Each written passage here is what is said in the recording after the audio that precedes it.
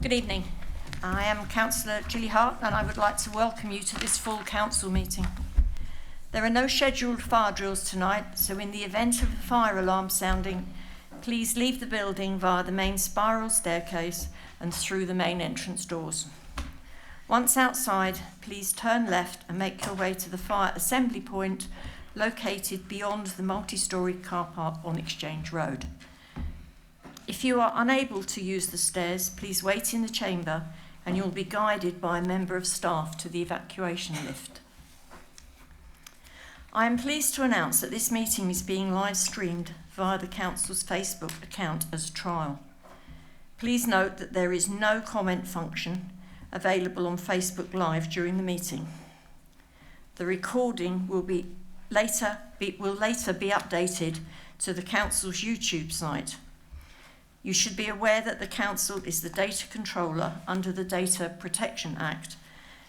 Data collected during the webcast will be retained in accordance with the Council's published retention policy. If any members of the public seated in the public gallery may be filmed by the automated camera system and your image may be captured. Therefore, by entering the meeting room, you are consenting to being filmed and to the possible use of those images, sound and sound recordings for webcasting and or training purposes. Members are reminded to take notice of what is displayed on the screens in the room, as these show what is being recorded. It is best that members remain seated when speaking, as the cameras are currently set to capture you in seated positions. However, if you do stand, please look at the TV screen to ensure that your head has been captured. Please do not move the microphones too close to you. You can request to speak by pressing the button with the face on it and the microphone will go blue. The order of speakers will be controlled by Democratic Services. The microphone will go green when you are live. Members have received an electronic copy of the relevant paperwork for this meeting. The public agenda for this meeting is available on the Council's website. We will now pause for a moment of reflection in respect of Barry Jones, the Council's former Independent Standards member who passed away recently. I ask you to stand, please.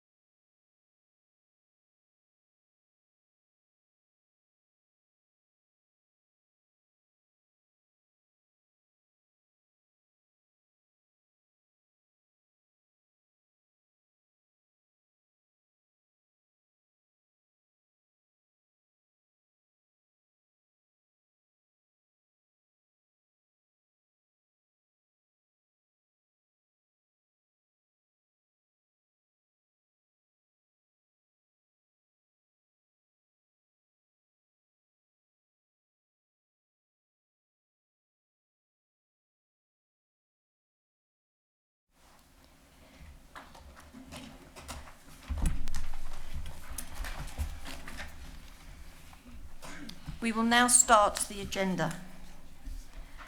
Are there any apologies for absence?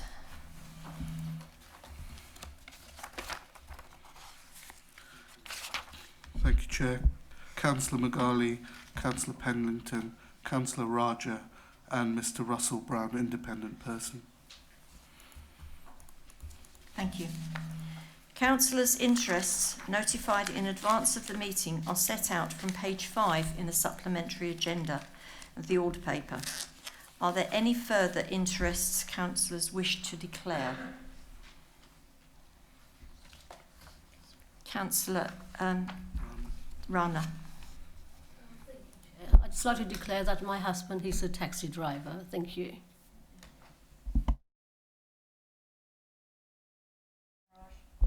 Thank you, Madam Mayor. I would like to declare personal interest as I'm a private hire operator. Thank you.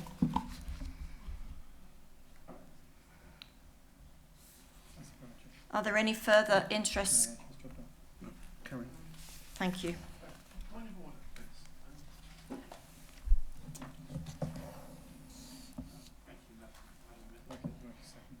Yes, Councillor.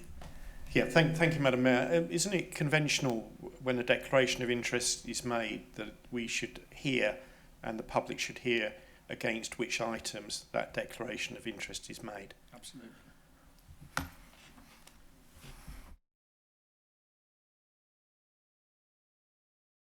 you both declare which part of the agenda you are referring to? Councillor Rana. Referring to the licensing committee, licensing details there, thank you. Mate. Item 8. Yes. Councillor Sivaraj. Thank you. Yeah, I'm referring item 8 as well. Thank you. Thank you very much.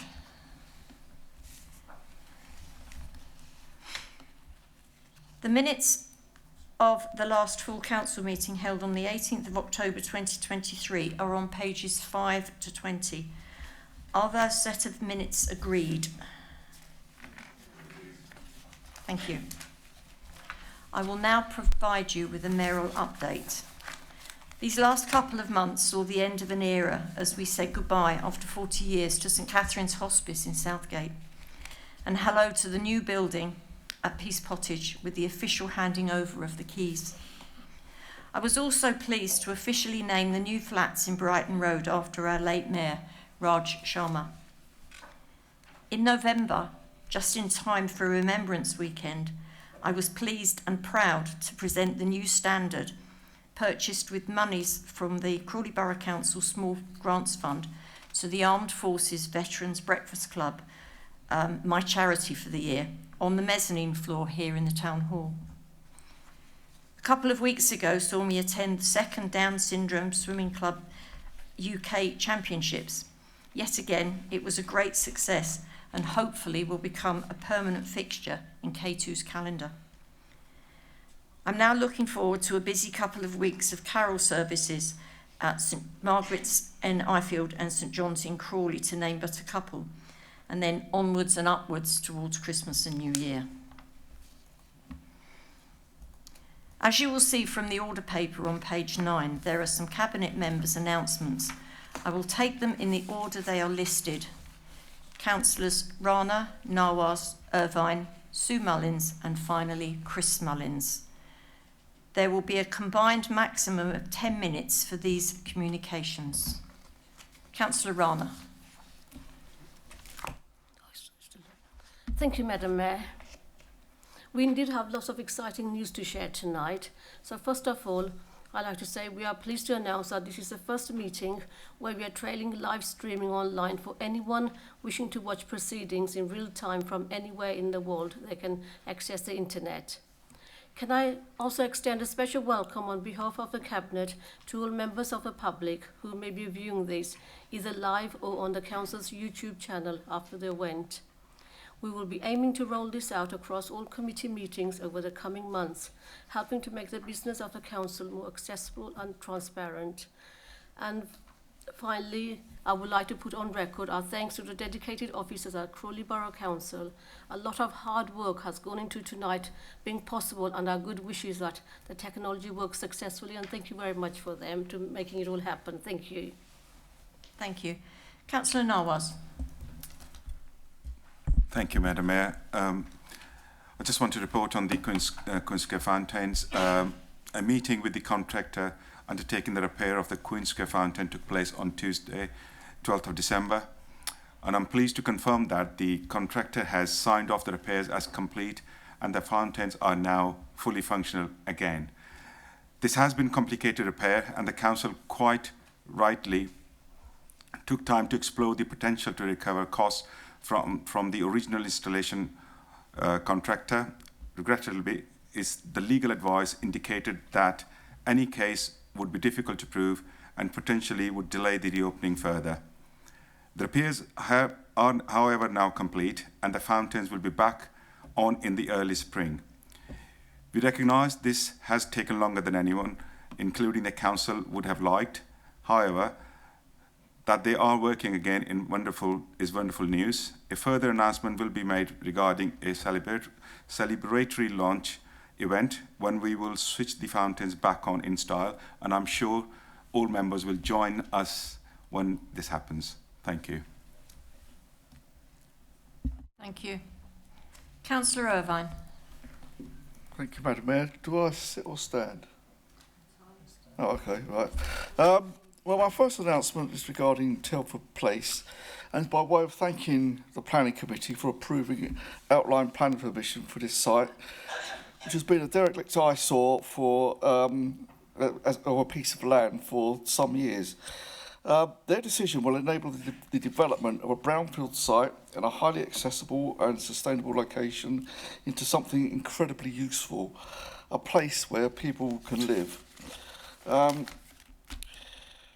The new homes will consist of shared ownership for first-time buyers, shared ownership for older people, and in addition 95 affordable rented council homes.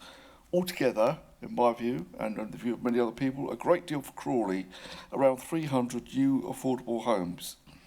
And those which won't be part of our own housing stock will be developed and operated by our partner, Affordable Housing and Healthcare. So, once again, thank you very much to the Planning Committee. My second announcement continues the housing theme. On Thursday, the 4th of January, we are hosting an evidence session of the all-party parliamentary group on council housing.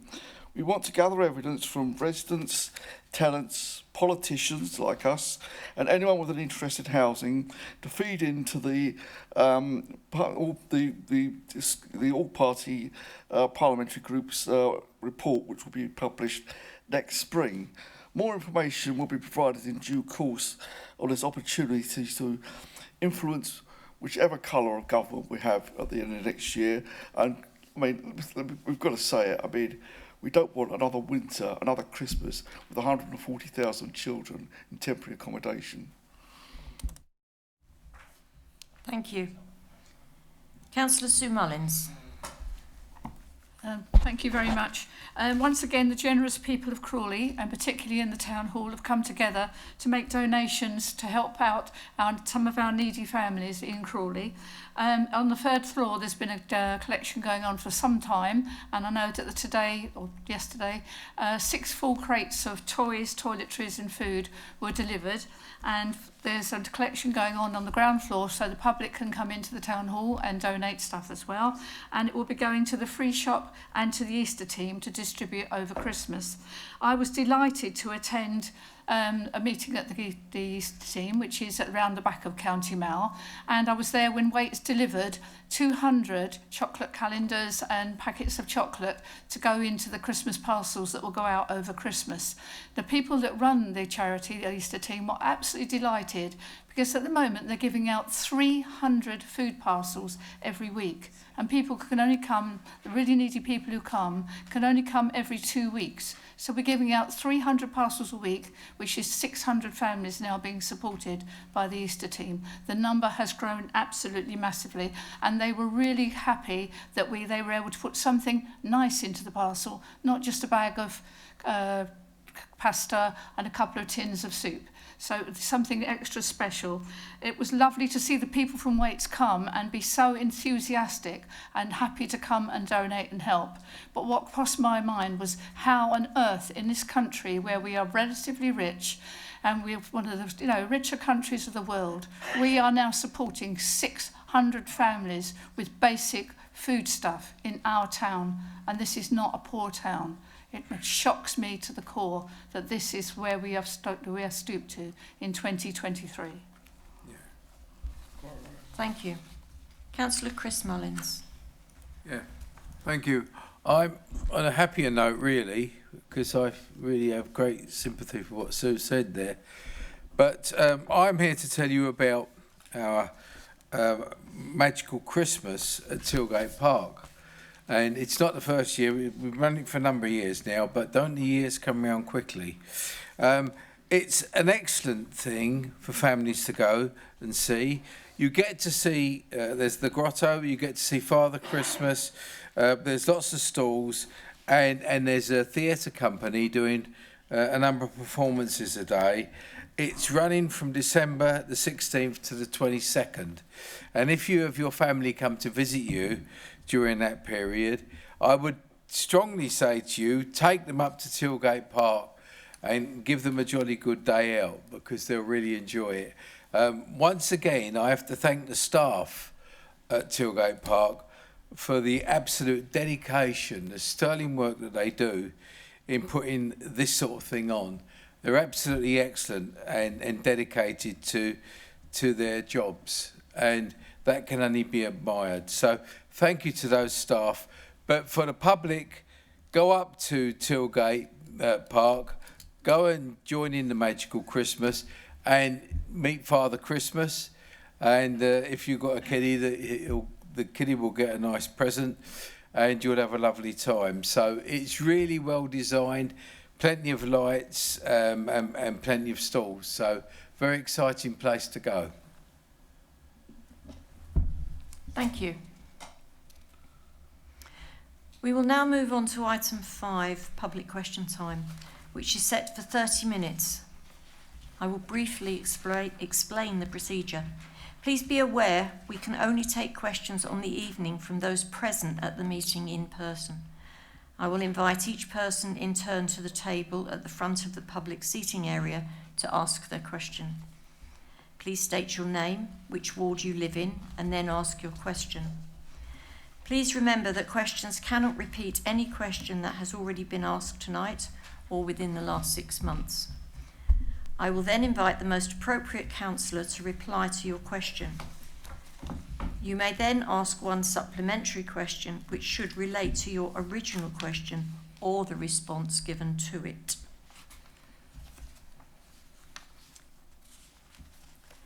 Are there any members of the public that wish to ask a question? And please step forward to the desk. Thank you. Please state your name and your ward.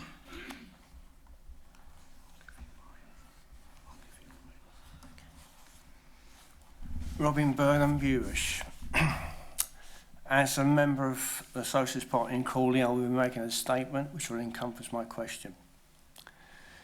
We condemn the murder of 1,200 Israeli... Mr. Burnham, before you carry on, Mr. Burnham, please, this is the Council's constitution requires that public questions be asked. This should be a question, not a statement. Please ask your question without delay or you will be asked to step down. Can anyone explain to me how if I don't explain what the question is, that I can ask the question? The statement encompasses the question.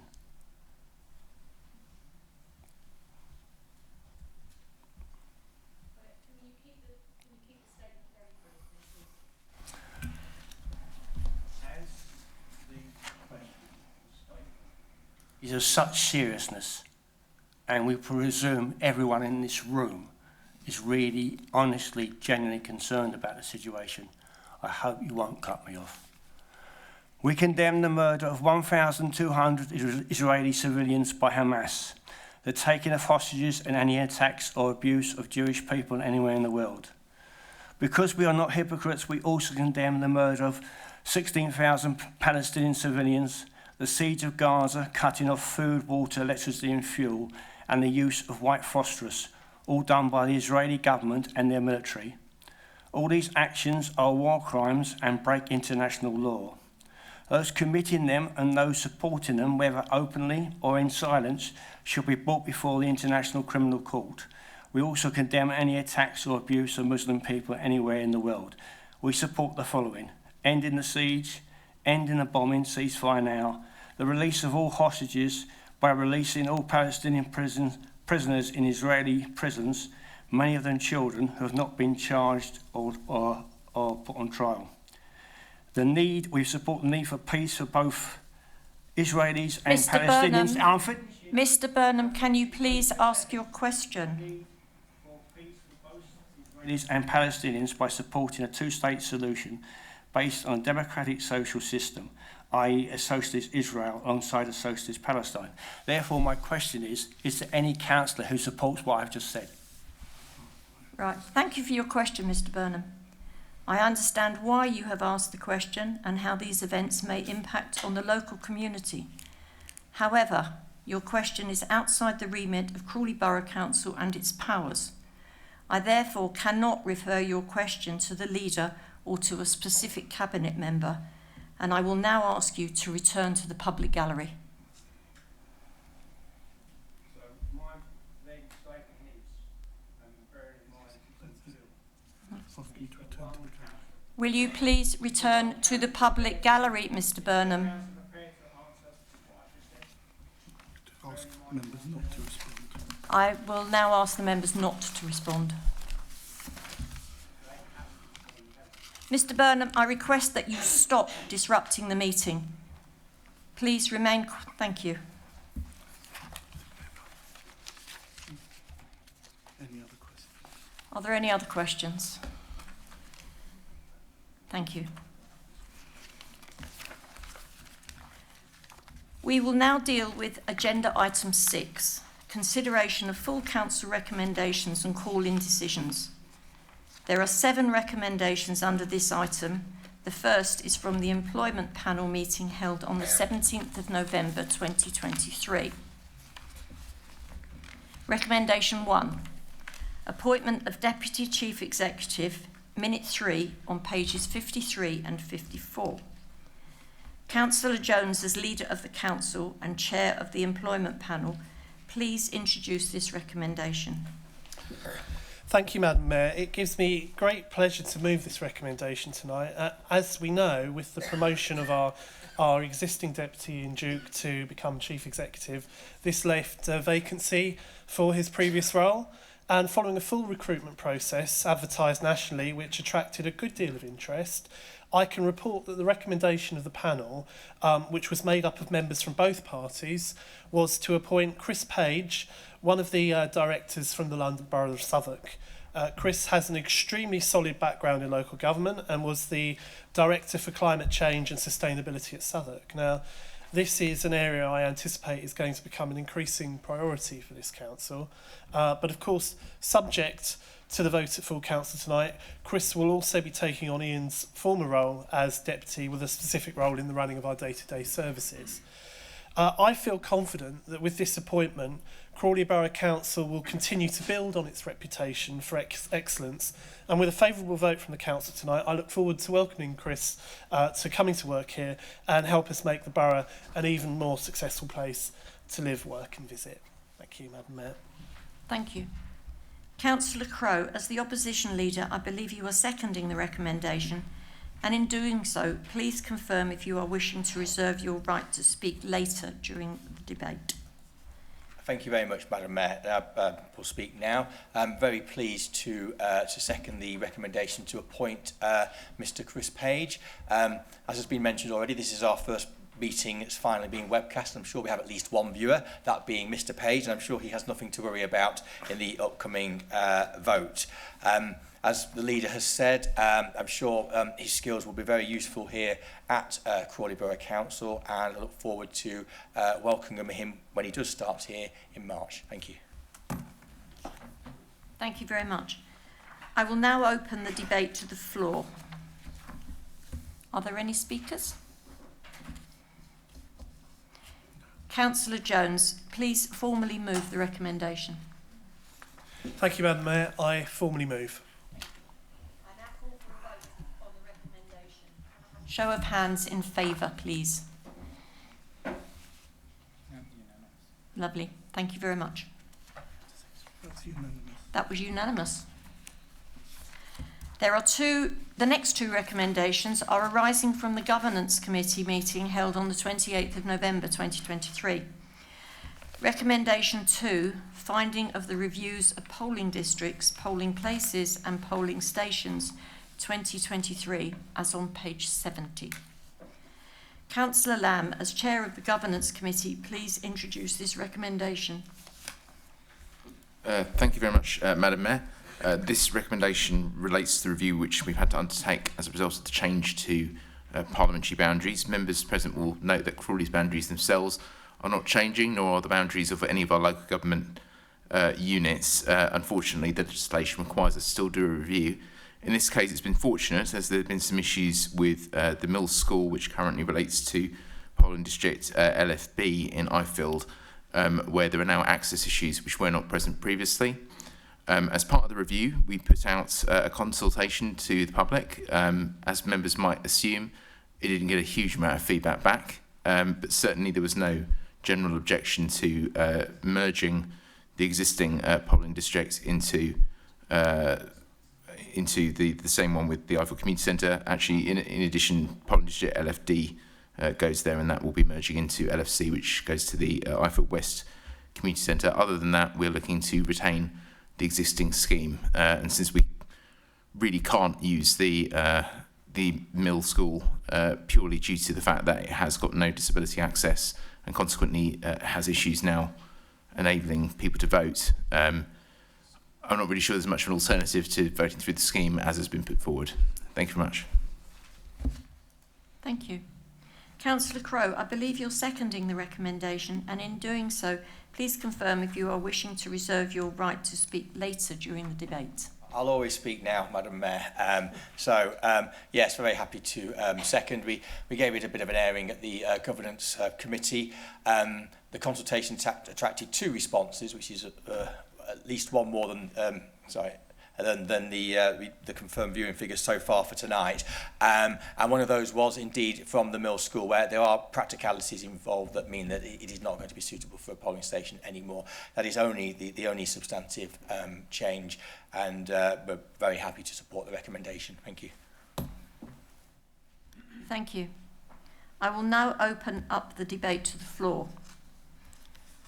Are there any speakers?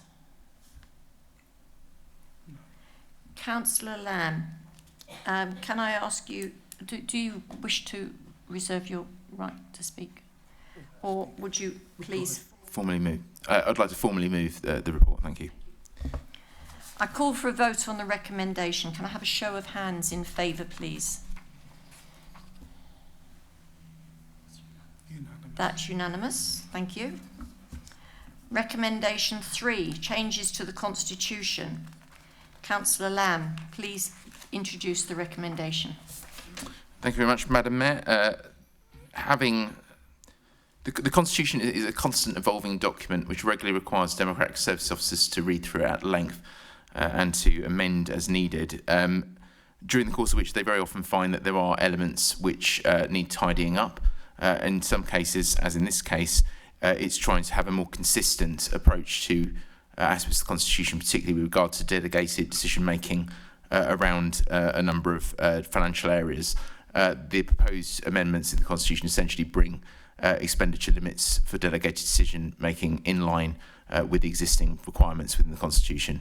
It's very much just an administrative change. Thank you. Councillor Crowe, I believe you are seconding the recommendation. Thank you, Madam Mayor. Yes, there isn't much to say on this item, although we did have a little bit of discussion just to clarify at the Governance Committee around the quorum of meetings and the process that's followed if a meeting is not quorum. But in the 20 years, certainly for any committee meeting or full council, that has never been the case. But it's right to have that avenue covered off just in case it does happen. So there's nothing to worry about with this tidying up of the Constitution. Thank you. Thank you very much. I will now open up the debate to the floor. Are there any speakers? Thank you. Councillor Lamb, please formally move the recommendation. I formally move the recommendation. I call for a vote on the recommendation with a show of hands. That's unanimous. Thank you very much. And that's passed. Thank you. The final 4 recommendations all arise from the Cabinet meeting held on the 29th of November 2023. Recommendation 4, Budget Strategy 2024-25 to 2026-2027, Minute 7, starting on page 95. Councillor Jones, as Leader of the Council, please introduce this recommendation. Thank you, Madam Mayor. Clearly, the growing overspend currently estimated at 2.7 million on our temporary accommodation bill is casting a long shadow over our revenue budget. The sign of how right to buy sales have slowed down to barely a trickle is probably as good an indicator of the economic signs of the time as one could need. And this is being done in the backdrop of what the government is doing or not doing for local government. The autumn statement on the 22nd of November and local government finance policy statement on the 5th of December were disappointing. We are now anticipating a similar settlement as the current year, which is worse than anticipated in the forecast. The level cannot be quantified as yet, but we are not hopeful, and we will have to wait until the provisional local government finance settlement, which is anticipated next week. We believe the settlement will fall significantly short of the level needed to close the budget gap that has opened up due to cost and wage inflation and the steep increase in cost and demand for temporary accommodation. Temporary accommodation remains the main problem for the council. There are predicted overspends in other areas, but these have been largely mitigated by the additional investment income the council's earned. There isn't a great deal to add to this other than upgrading some of our CCTV across the borough and renewing our lighting in the Hawth Auditorium are modest but positive items to put forward and show the council will continue to work for our residents throughout the year. The autumn statement, just to talk about temporary accommodation a bit further, Madam Mayor, does not provide any reassurances over the cost of temporary accommodation, which is the single most significant cost pressure on the council's budget. This feels particularly frustrating given the very clear message that I've given the government from this council's experience, as well as the joint campaign with the district council network. In fact, the message from many borough and district councils from all parties and most parts of the country couldn't have been clearer, yet the government appears to have listened to very little, and ultimately it will be our residents who suffer from this neglect. Now, the strategy makes several assumptions. First is that the government grants rise in line with inflation and are rolled forward into 24-25. We set the council tax increases at below the referendum level of 3%, and that fees and charges increase by 7% where feasible, which is around where inflation has been to a greater or lesser extent for the past year. Now, there's a lot to be said for having stepped back and given ourselves a chance to look at an overview of the position rather than just concentrating on a line-by-line approach. The MRP savings came from that step back, and in many respects that's really saved us a lot of problems, even if that money has been swallowed up by the temporary accommodation rises. What it does do is it buys us time to make many of the decisions that will be particularly painful and unpopular over a more measured time, which gives us a time to give these things the proper consideration they deserve. The thinking also is to see how our revenue income opportunities come in. Of course, I am principally talking about the new town hall floors. This gives us an opportunity to at least prepare for eventualities where a certain amount of income allows us not to have to implement some of the cuts we otherwise would have to. While I can't say much more now, I'm very hopeful that I should be able to in the very near future on the new town hall. As ever, Madam Mayor, I want to thank our finance team for the work that they do on this, as well as all of the corporate management team at Crawley Borough Council. The council faces many challenges, but we're determined to address them. And if I could just mention the housing revenue account, I'm pleased to say that the projected overspend there has been decreased by £400,000.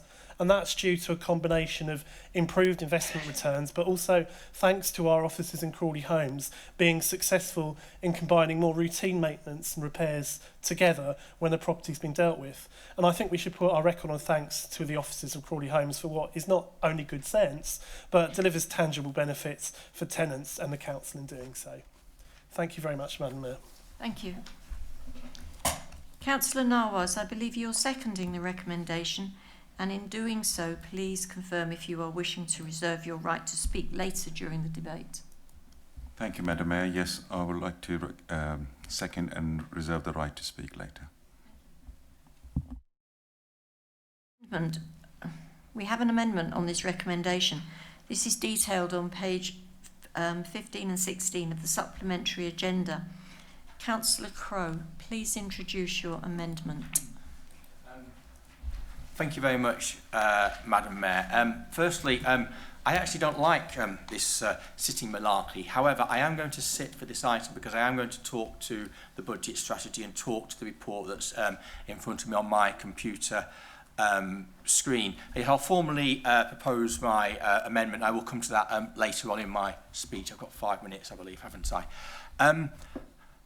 Councillor Jones did set out a little bit of the national context, and I will a little bit as well. I don't deny that this is a difficult time for local government, and particularly post-COVID pressures have increased exponentially on local government as a sector, and those demand pressures. And I support the District Council Network's efforts to increase government funding for district and borough councils. There were some things in the autumn statement that were helpful for people as individuals, such as the 2% national insurance cut that will be coming in during January, and also the raising of the local housing allowance as well, which, while it may not help those who are already in a temporary accommodation, this will help to limit the flow of people who could otherwise be seeking temporary accommodation through being homeless. So that can only help. As I've said, local government is struggling, some councils more than others, and I would not want to be in a position where, due to our decisions here, that we end up, say like Worthing Borough Council, which since the change of control there has headed south quite literally in terms of its finances, and I believe they only have reserves of some 300,000 left, where we are quite rightly earmarking a minimum of £3 million for our general fund reserves. Now, looking at the report that went to Cabinet, that's probably the best one to look at.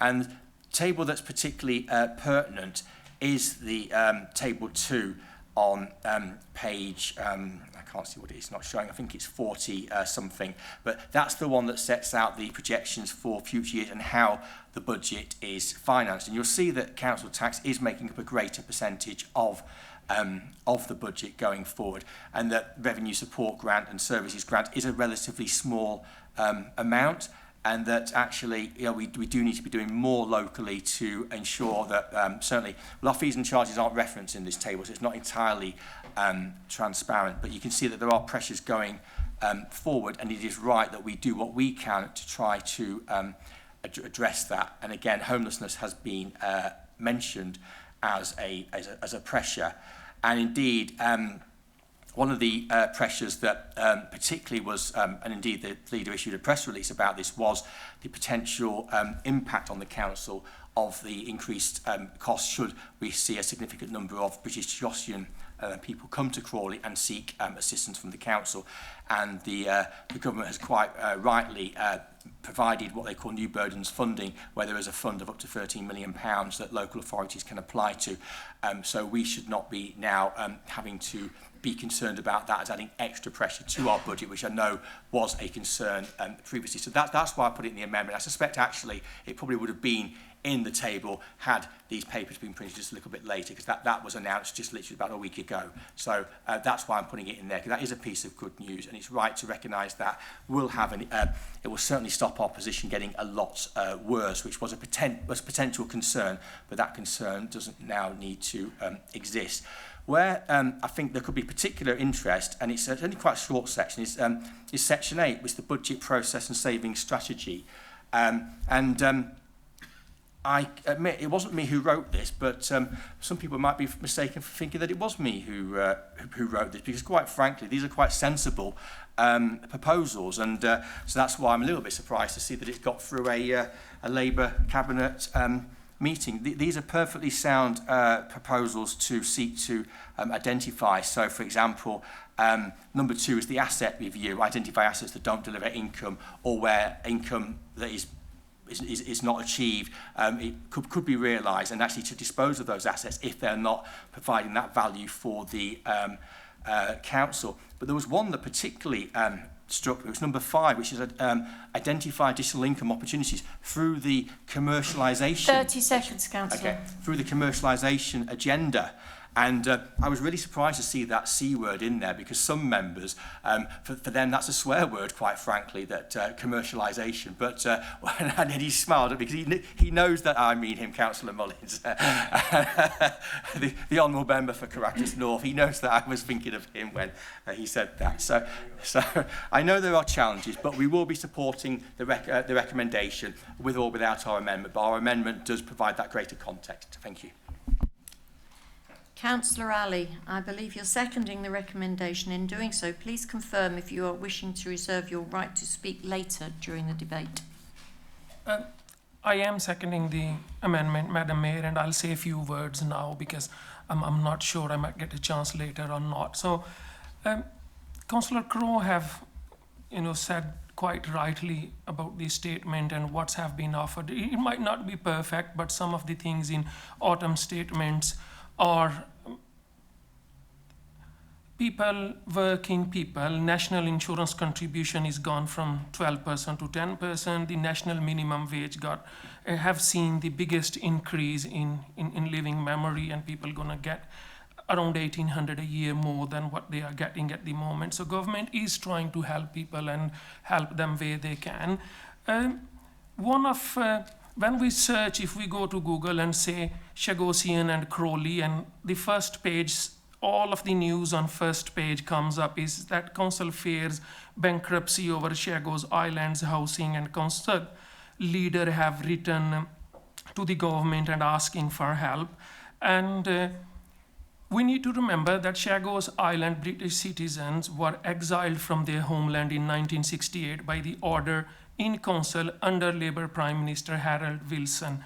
The decision did not come through Parliament. It was an injustice done at that time, and it is only right that the government have decided to put it right now.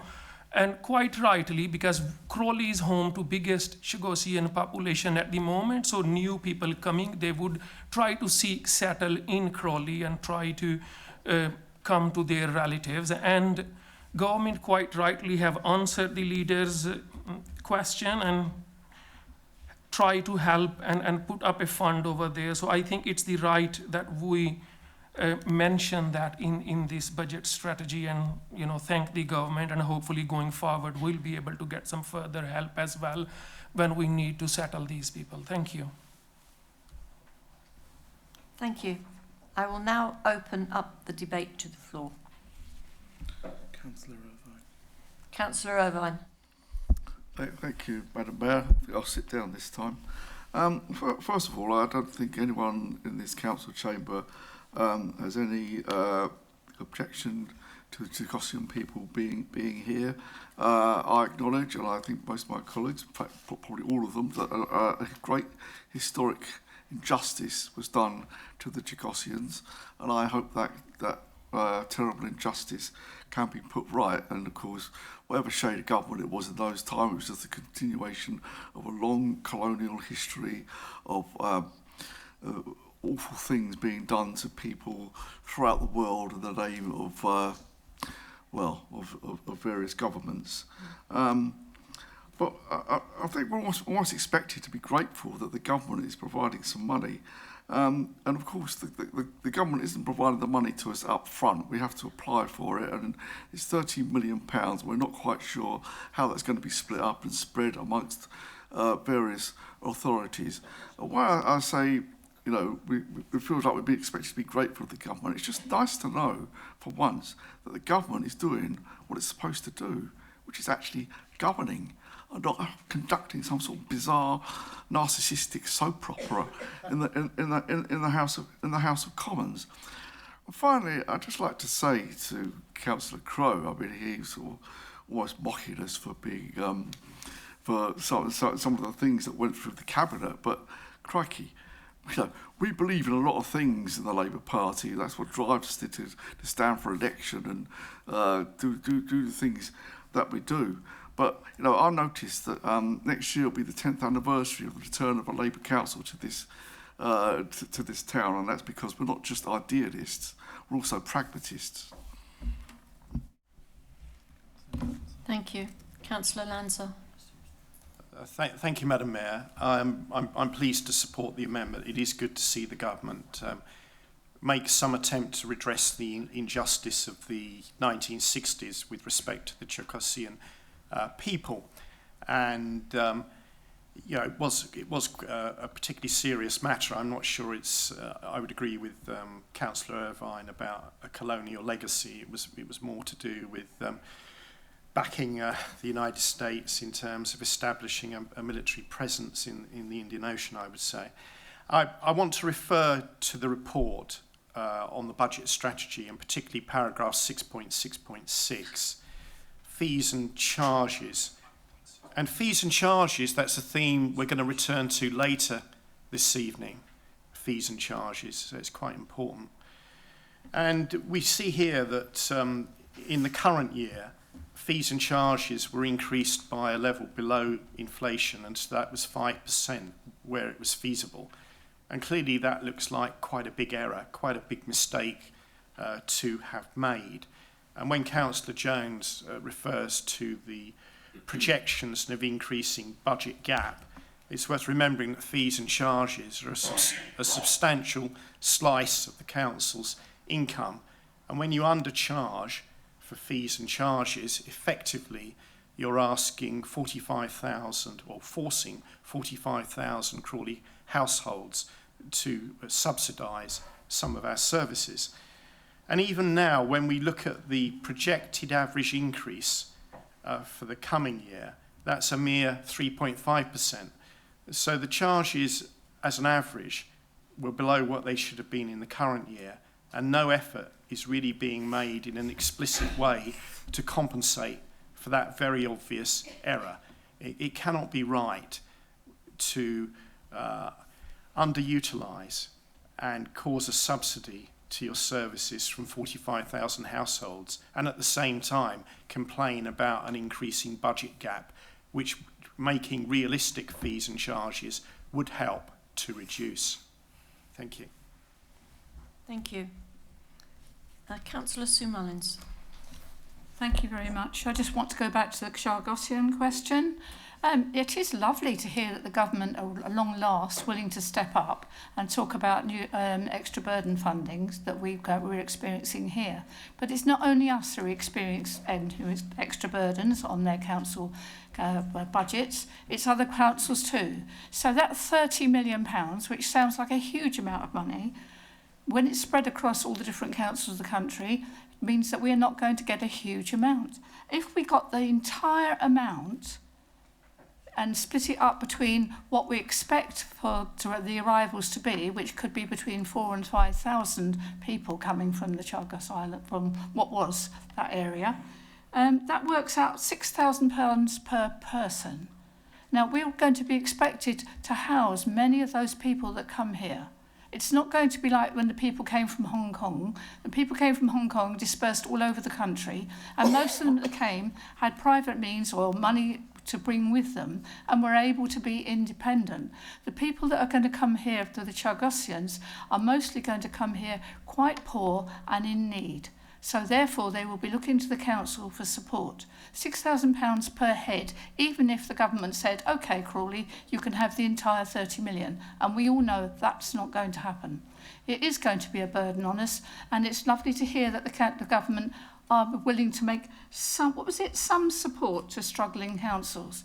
Well, it's a pity the government doesn't put its hand in its pocket and do some support for struggling councils who are struggling with their temporary accommodation costs, because that is what is crippling all of our councils at the moment, and that's why so many councils, and that's not just Labour councils, Tory councils and Liberal councils are all struggling with the same thing, but it seems the government just doesn't want to hear. Thank you. Is that it? Councillor Nawaz. Do you wish to use your right to reply? I apologise. Okay, thank you. No other speakers. Right. As there are no other speakers, Councillor Jones, do you wish to use your right to reply? And in doing so, please formally move the recommendation. Thank you, Madam Mayor. Taking the amendment from the Conservative group, I think I would take some issue with their description of the government's announcement as welcome. I would rather describe it as long overdue, seeing as Crawley Borough Council has been asking the government for a decision on this for over a year. I can confirm that we've been recently informed that a £13 million facility has been provided by the Home Office, but this is to be shared between all councils who might have a claim, not just this one, and monies can be claimed quarterly in arrears. Now, there's not much in the way of details being provided at this stage, but officers are preparing a return for the end of this quarter that will capture expenditure incurred to date, and will only be able to assess the adequacy of this funding once the response to that claim has been received. Longer term, the question will be what the arrangement is after 24-25, or if total claims exceed the £13 million. The information we have is entirely silent on these questions at present, which isn't helpful either. As it stands, the Conservative Group's amendment adds a factual observation, such as it is. I can't get worked up about it. I would say, though, that the desperate, trivial attempts to blame a decision back in the 1960s that was made due to the Cold War that would have been inflicted by a British government regardless of who was in power is just, possibly a sign of the local desperation to cling on there is here. Just responding to what Councillor Crowe said, yes, at least the freeze in the local housing allowance has been removed, but the number of people this might assist in keeping their homes cannot be quantified, and in any event, it doesn't help this council with cost recovery or benefit recovery for those who will still need our support with temporary accommodation, which is still the major problem facing this council. The change to the LHA will not help very much at all if rents become simply unaffordable, but it will take time to see how that works in practice. It's a cheap jibe, but Councillor Crowe was utterly misleading to bring up Worthing. Worthing's reserves had already been run down to dangerously low levels by the previous Conservative administration, and that's just a factual matter. Also, he referred to the temporary accommodations as a pressure. It felt almost like a minor irritation. This is crushing. It's more than that. It costs us, this council, over £5 million a year to cover the cost of temporary accommodation. That's about a third of our revenue budget. That's not just a pressure, that's a big deal.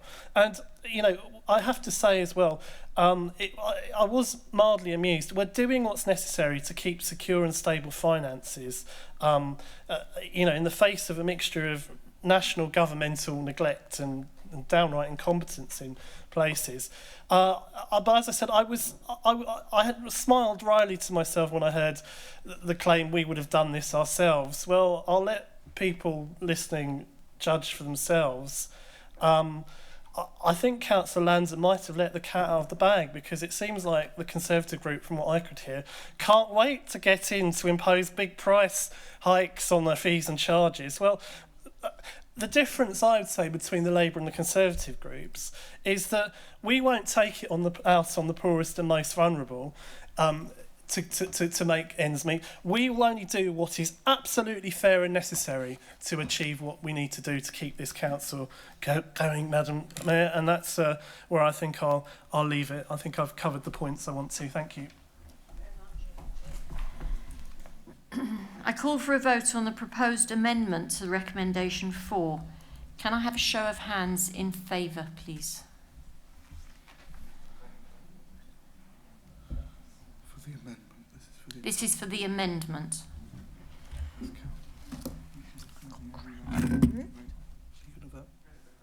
Yeah, sorry. It's unanimous. That's unanimous, thank you. I now call for a vote on recommendation 4 as amended. Can I have a show of hands in favour, please? It's unanimous. That's unanimous. Thank you. And passed. Recommendation 5, Crawley Station Gateway, Phase 1, Minute 9, starting on page 97. Councillor Jones, please introduce this recommendation. Thank you, Madam Mayor. I take a great deal of satisfaction that this meeting is going to be very significant tonight for the sheer amount of progress that will be made in moving forward both significant regeneration projects for our town centre and also our economic development for new green technology later. Now, Station Gateway is one of 15 projects that make up the Crawley Growth Programme, which is worth £49 million of public funding. And we've successfully been able to combine local enterprise partnership funding with resources from the Council's Capital Programme, West Sussex County Council, Section 1 106, Community Infrastructure Levy, and more recently the Department for Transport. Now, I'm very pleased that following some delays, we are now able to make some tangible progress with this project. Proposals include an upgrade to Crawley bus station facilities and improvements to the public realm spaces and pedestrian and cyclist access in this key gateway into Crawley opposite the railway station. Madam Mayor, they say that first impressions last, and many people's first impressions of Crawley Borough will be when they get off a train and exit the station.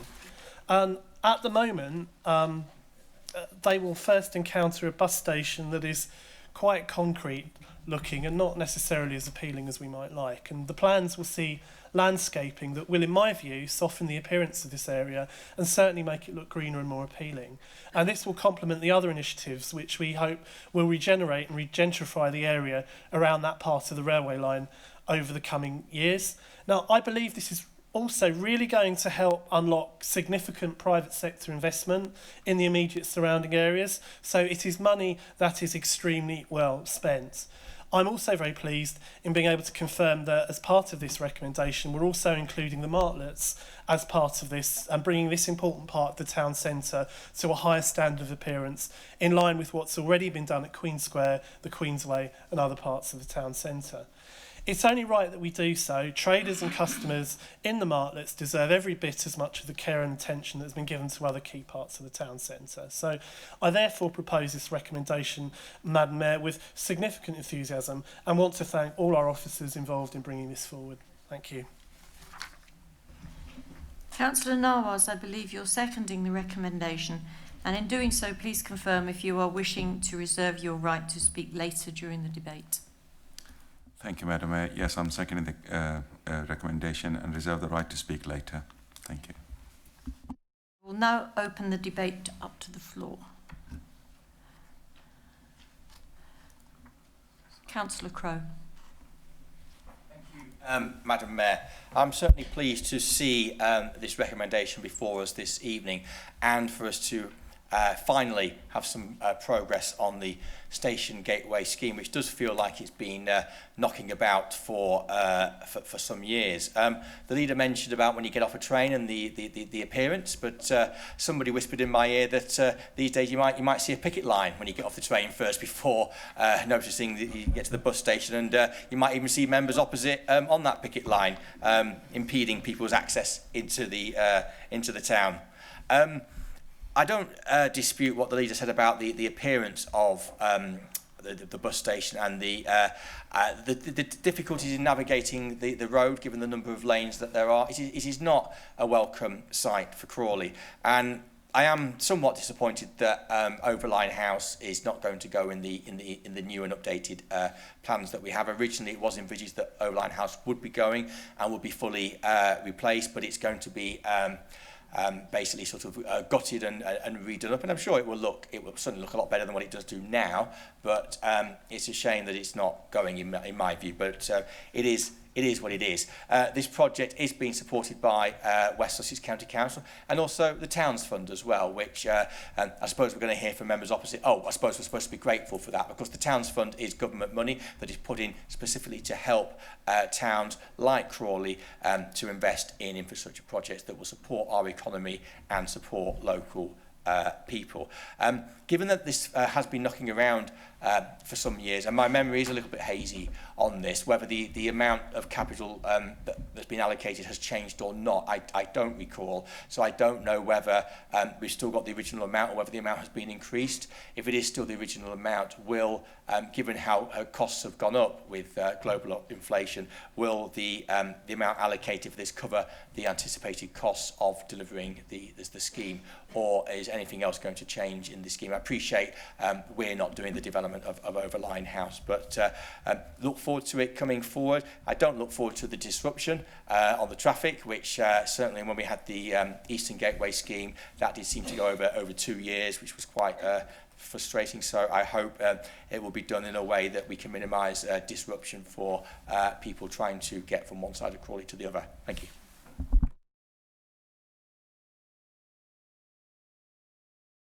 Debate to the floor. Done that bit. As there are no other speakers, Councillor Jones, do you? Councillor Nawaz, just. Oh, I beg your pardon. Councillor Nawaz, do you wish to use your... I'm happy to second it, as I think Councillor Jones has spoken enough about it. Councillor Jones, do you wish to use your right to reply? And in doing so, please formally move the recommendation. Very briefly, Madam Mayor, it's difficult to explain what's happened in the past because I've been concentrating on getting it through now. I think the budget is in place. We're not concerned about that. And Councillor Crowe asked about Overline House. Well, and as he rightly said, it is privately owned. I think what's holding up Overline House at the moment is just water neutrality. Clearly, the original plans, I think, fell foul of issues with the railway, I think it's fair to say, which meant that they couldn't have quite the grand scale that was envisaged. But believe me, I can reassure every member here, no one is keener than I in this chamber to do something about the eyesore that is Overline House. They say beauty is in the eye of the holder, but I challenge anyone to find Overline House remotely aesthetically pleasing, quite honestly. But unfortunately, it is held up. It is held up with water neutrality, which is a familiar story, as we all know. So on that basis, I think it's been broadly positive comments tonight. So thank you very much, and I formally move. Thank you. I now call for a vote on the recommendation 5. Is that agreed, or do a show of hands? Agreed. Thank you very much. Recommendation 6, Western Boulevard Scheme, Crawley Growth Programme, minute 10, starting on page 99. Councillor Jones, please introduce this recommendation. Thank you, Madam Mayor. This is also one of the Crawley Growth Programme projects, and it's a real good news story because we've been able to secure almost £2 million of additional funding from the Department of Transport, thanks to joint working with West Sussex County Council. And these funds will allow us to deliver the scheme in full, which is was summarised in the report. Now, in conjunction with the work being done at the station gateway, this is making really great strides towards the whole of our town centre being fully regenerated, and this is only right. We live in a large town, and it some would argue should be a city, and it should have the modern facilities that are the best for people who live, work and visit here. And in my view, the recommendation deserves our enthusiastic support as a council, and I do hope the council votes in favour tonight. With the work done around the east of the Boulevard, the new town hall and alongside the college, it was only logical that we extended this down the whole length of the Boulevard to join with the High Street. I hope people will agree that this is all extremely positive. Does it mean our work to regenerate the whole town centre will be over? Well, no, it doesn't. I think we know that while an extremely large part of the remaining footprint of the town centre will be covered with these 2 recommendations tonight, there is still work to be done. Now, the government's failure to award the £10 million funding we applied for our plans for the Broadway and Broadwalk from round 2 of the Levelling Up Fund was in particular a disappointment, especially when some other areas seemed to receive that funding for what I didn't consider applications that were as worthwhile. And being told at the time we were lowest priority for bidding, coming as it did straight after COVID, also seemed wrong, given how much Crawley suffered from that. But saying that, we will continue to work on what we can do instead, including what we're doing in the Western Boulevard. And in the meantime, I do think we can allow ourselves one night of celebration that in supporting this, we've made another important step forward in the improvement of our public realm. Thank you, Madam Mayor. Thank you. Councillor Nawaz, I believe you're seconding the recommendation. And in doing so, please confirm if you are wishing to reserve your right to speak later during the debate. Yes, Madam Mayor, second the recommendation and reserve the right. Thank you. I will now open up the debate to the floor. Councillor Ali. Thank you, Madam Mayor. We will support this recommendation, but it's important we understand where that money come from. And but bus service improvement plan was a program of Department for Transport, and money was offered to West Sussex County Council for whole of West Sussex, and around half of that money, over £5 million, West Sussex offered to Crawley to spend in Crawley on a project. I think it was the Station Gateway project, but we were supposed to complete that project by March 2025, I think, which we were, due to not able to get a contractor, and we were not able to complete that project. But Crawley Borough Council officers and West Sussex County Council officers working together very hard, they managed to come up with a couple of other schemes where we can use that money, and this is one of the schemes where around 2 million, just short of £2 million would be used. And I think around 500,000 are being used for bus information service displays in Crawley and around West Sussex, and around 2 million is being used in Manor Royal for bus lane resurfacing, which is one of the big chunk of money. So, as I said, we will support the recommendation, and I'm grateful for the CBC officers and West Sussex County Council officers working tirelessly to make this project happen and the other two projects. Thank you, Madam Mayor.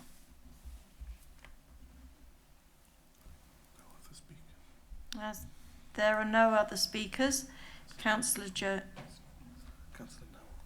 Knowles, do you wish to come in? Thank you, Madam Mayor. I think Councillor Jones summed up very well, and I'm sure we all listened to Councillor Ali just repeated what Councillor Jones said, so I've got nothing else to add. Thank you. Thank you.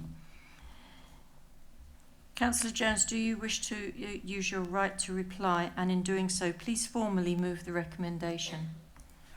No need to reply, Madam Mayor. I'd formally move. Thank you. Very much. I now call for a vote on the recommendation 6. Is that agreed? Thank you very much. And that recommendation is passed.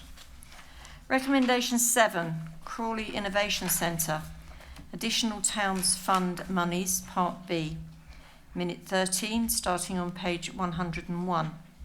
I am aiming to hold the debate on this recommendation in open session, even though it relates to a Part B exempt report, unless I hear an objection to this approach. No? Right. That being agreed, please remember to not talk about the locations or related finances. Councillor Jones, please introduce this recommendation. Thank you, Madam Mayor. I think I can speak for all members on this side of the council chamber, at least, that we want to see our exciting new Crawley Innovation Centre open as soon as possible.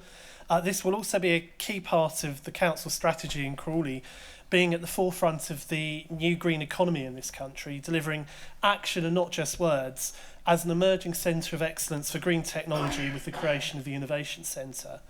This recommendation seeks to unlock the full commencement of the main construction works required to convert Travel House in Manor Royal into the Crawley Innovation Centre. Now, the council was able to use Getting Building Funds resources to acquire the building asset last year. We're taking steps to speed up the commencement of the main works on site, and also this explains the reason why an additional £2 million is required to complete the conversion works. Becoming a major centre for the growth of the green economy is an important thing for us to aspire to, and I think from these beginnings we will be leading the way towards making that leap. We'll be one of the front runners when we do, and in the process we'll be specifically skilling up our local young people in the industries that will fire our economy for decades to come. Now, regarding the Innovation Centre, it will have strong environmental credentials from the outset. We'll be having over 100 solar panels fitted to the roof. There'll be air source heat pump based heating, and we'll have 10 live EV charge points with provision for 14 more to be installed. Council officers are currently in conversations as well with representatives of companies that specialise in green technologies and energy efficiency, and this is via word of mouth contacts alone. So this is very encouraging ahead of our launch of the centre marketing next spring. So I do hope the Council will agree this is a very positive step forward all round and will support this recommendation tonight. Thank you. Thank you very much. Councillor Nawaz, I believe you're seconding the recommendation, and in doing so, please confirm if you are wishing to reserve your right to speak later during the debate. Thank you, Madam Mayor. Yes, I'm seconding the recommendation and reserve the right to speak later. Thank you. I will now open up the debate to the floor. Councillor Lunnan. Thank you, Madam Mayor. I'll have to sit because, as evidenced before, when I stand, I don't fit on the view. So I would rather stand and make my point, but I'll have to sit and make it. First of all, I'd like to echo everything Councillor Jones said. He made a very good case for why the Crawley Innovation Centre will be such a good and important thing for... Can you be quiet? Thank you. Councillor Jones made an excellent point for why the Innovation Centre will be an excellent addition to Crawley's infrastructure, and indeed I work almost adjacent to it and have long been badgering Councillor Nawaz on its progress because I've been keen to see it get up and running, and I look forward to all the success it will bring. For fear of being a broken record, I'm just going to go through the history of where this extra money has come from and just make the point again sort of at full council, because we might have people listening and want to hear the story of where the money has come from the councillors. As Councillor Jones highlighted, this will be a big step in Crawley's environmental progress and hopefully making Crawley a bit greener. Unfortunately, where the money has come from is a step in the opposite direction, through no fault of Crawley Borough Council itself. The money has come from what was money earmarked for the cycle lane between the town centre and Manor Royal. Now, there is no clean, efficient cycle lane between the town centre and Manor Royal at the moment, and as part of the Town Growth Fund, Crawley had bid successfully, Crawley Borough Council had bid successfully to be match funded with £2 million from the Towns Fund, with £2 million from Active England to get this cycle lane put in. All West Sussex had to do was be capable of delivering the project. Unfortunately, when the government cut funding to Active Travel England, Active Travel England decided to penalise the county councils who had delivered active travel the worst in the country. And unfortunately for us in Crawley, West Sussex County Council is one of the worst councils in the country for delivering active travel projects. So that meant the residents of Crawley missed out on a £4 million cycle scheme because West Sussex County Council was simply, there's no political decision here, it's purely the competence of the council. The council was purely not capable of delivering cycle lane schemes previously, and we've seen that in Crawley as well as, I think, on the Old Shoreham Road in Shoreham.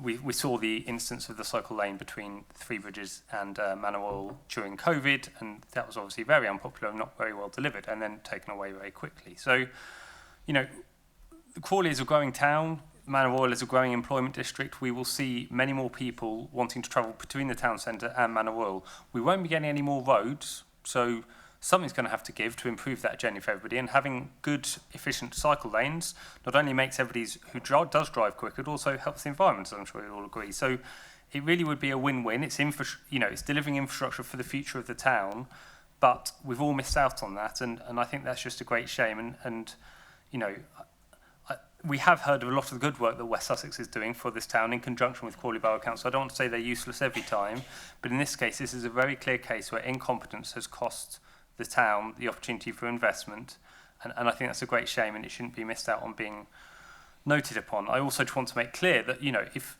residents listening online were keen to follow what had been happening with the cycle lane between the town centre and Manor Royal, this is the only notification you'll get, that unfortunately it won't be going ahead under its current guise, and we'll have to wait for some more funding to come from somewhere to try and push that forward. So again, fully in support of the recommendation. I think it's a great thing, but I think it's a great shame that we won't be getting the cycle lane between the town centre and Manor Royal, and I think we'll be regretting that for years to come.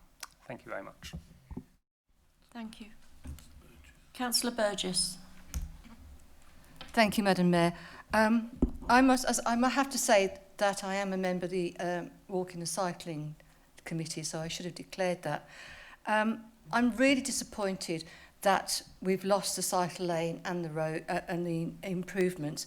I believe that Active Travel are looking if we can prove or show that Crawley is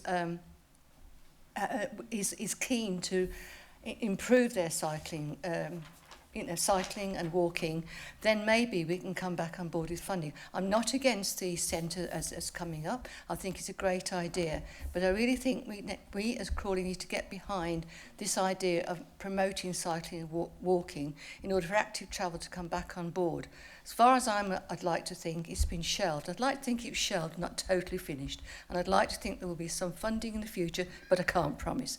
But by all means, I'm glad that we've got the Innovation Centre, but it's a pity that the cycling route has had to be changed or stopped. Thank you. Councillor Chris Mullins. Thank you, Mayor. I too am a bit sad about the cycle lane. I mean, obviously, to encourage a more healthy outdoor activity like cycling, it's got to be a good thing. It's got to be good for all ages in the town, and I hope that sometime, perhaps in the not too distant future, we can look to getting a cycling network completely within Crawley itself. And encourage people more and more to travel that way. But however, on the Innovation Centre, I really want to stand up today and welcome this, because I see this now as part of the green revolution. We've just seen the developments at COP28 and some controversy there as well, incidentally. But nevertheless, they seem to have come to some satisfactory conclusion now towards the end of it. But for the Innovation Centre in Crawley, I think it's an opportunity for us to say we are a green, forward-looking town, and that we can look to develop skills amongst our people, and to look to encouraging green industry to come to the town. And the whole point of where we're going to go with this is not to just say we've got a green centre, but to make it practical and make it work.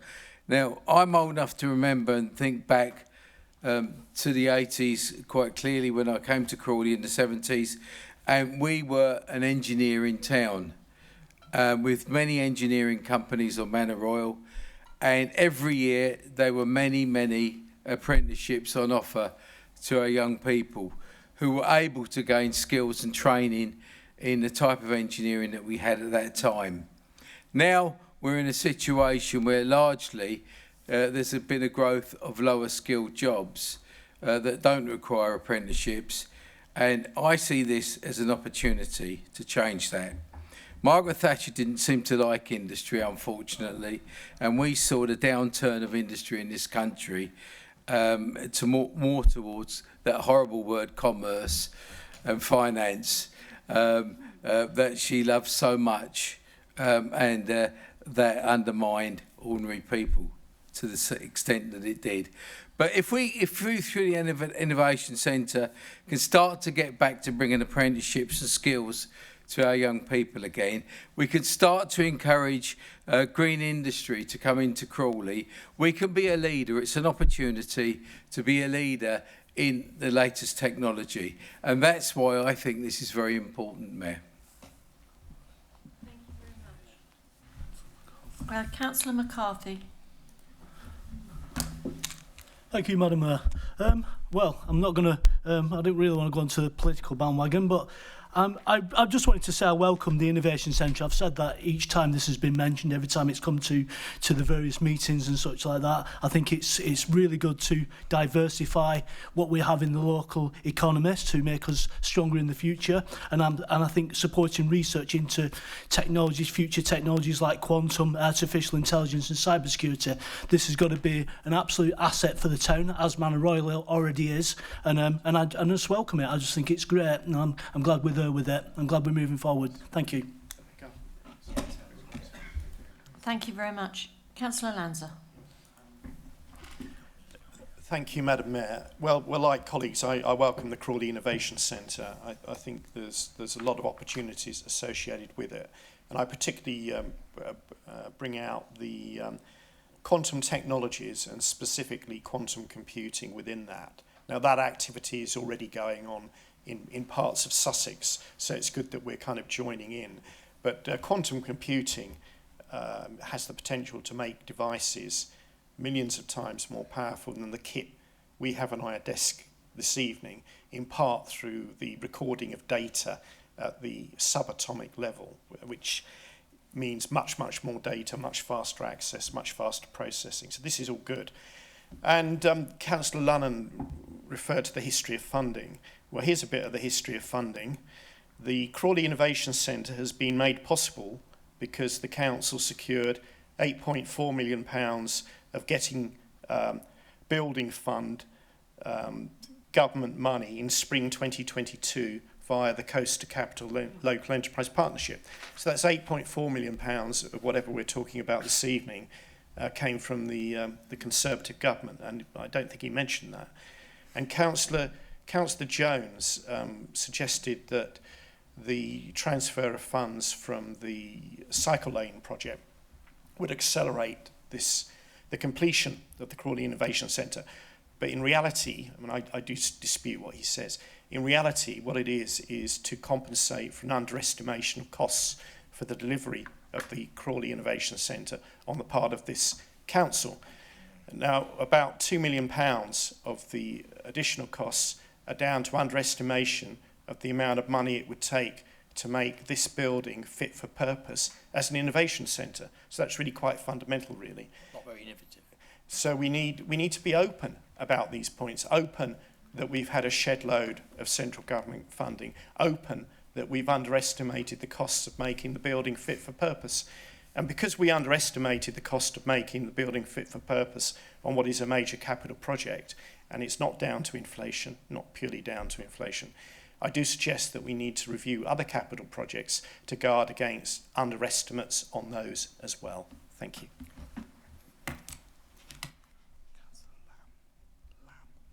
Councillor Lamb. Thank you. To use that regularly used phrase in this chamber, I wasn't going to speak on this.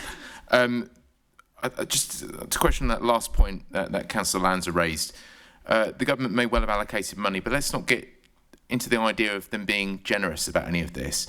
The council today is operating on a third of the budget that it had in 2008. We've had our income repeatedly cut in repeated sources by central government. That is year in, year out funding, revenue funding that would have paid for services. The fact that we get a tiny slice of that back as one-off capital funding is not an act of extreme generosity. It is money that's been taken from this town and dished back in tiny portions with some attempt to claim that the government is a generous provider. It's not. It has repeatedly done this town down, and it's time it was removed. Thank you. Councillor Crowe. Thank you, Madam Mayor. And like Councillor Lamb, I wasn't going to speak. And normally I allow misrepresentation just to sort of pass over me. But after listening to Councillor Lunnan, I felt that I had to speak on this item as well. And I do dispute what Councillor Lamb said about how the government is taking money from this town and doing this town down. Absolutely fundamentally disagree with that at all. And of course, anything that is given through any grant or any opportunity that the council manages to secure from central government, it's never enough, is it? You know, it's quite a sort of disappointing attitude. But of course, if it was a Labour government, it would be fantastic, wouldn't it? Of course. But there you go. There's quite a lot of playing for the cameras tonight, I think. Innovation Centre is a great thing, absolutely. It's a shame that really it just cannot be welcomed and that there's been some sort of a lot of side-swiping arguments presented. It's absolutely fantastic for this town, and really look to see it being utilised by Crawley people and skills being gained and taught. I will talk about the moving of the funding. Again, the Towns Fund, fantastic opportunity for Crawley. But the cycle lane to Manor Royal, and I better declare an interest as a member of West Sussex County Council. The active travel was mentioned by the organisation Active Travel, by the government organisation, by Councillor Lunnan, and how the County Council were incompetent. Well, what's behind that is, I'm sure you've all got good memories, was the temporary pop-up cycle lane in Three Bridges that was put in with the best of intentions, but was quite quickly realised was disastrous. And a bit like the permanent cycle lane we have here on College Road and on the Boulevard that hardly anybody ever uses, we already have a cycle lane on Northgate Avenue that goes from here all the way down to the Hazelwick roundabout, but it's behind it's off the road. But there was a proposal which I didn't support, which was to create a cycle lane by the road and actually reduce the speed limit from 40 to 30 to further hinder motorist access getting into the town centre. Now we know members opposite want to introduce low traffic neighbourhoods into Crawley and to hinder motorists, and I do not support that. So I disagree with Councillor Burgess. I don't mind that cycle path, certainly along Northgate Avenue, is not going to happen. I would much rather this money went into the Innovation Centre, and the County Council were right to take out the temporary pop-up cycle lane in Three Bridges, despite resistance from Labour members who actually wrote to ask that it could actually be kept in for longer. So that may have got Active Travel's backs up, but it was still the right thing to do. However, subsequently, the County Council have made amends with Active Travel and are working with them on other schemes elsewhere in the county. So let's not have this falseness from Councillor London that the County Council have been incompetent. They haven't been. They were responding to very genuine concerns from Crawley residents about the ridiculous Three Bridges pop-up cycle lane. Thank you.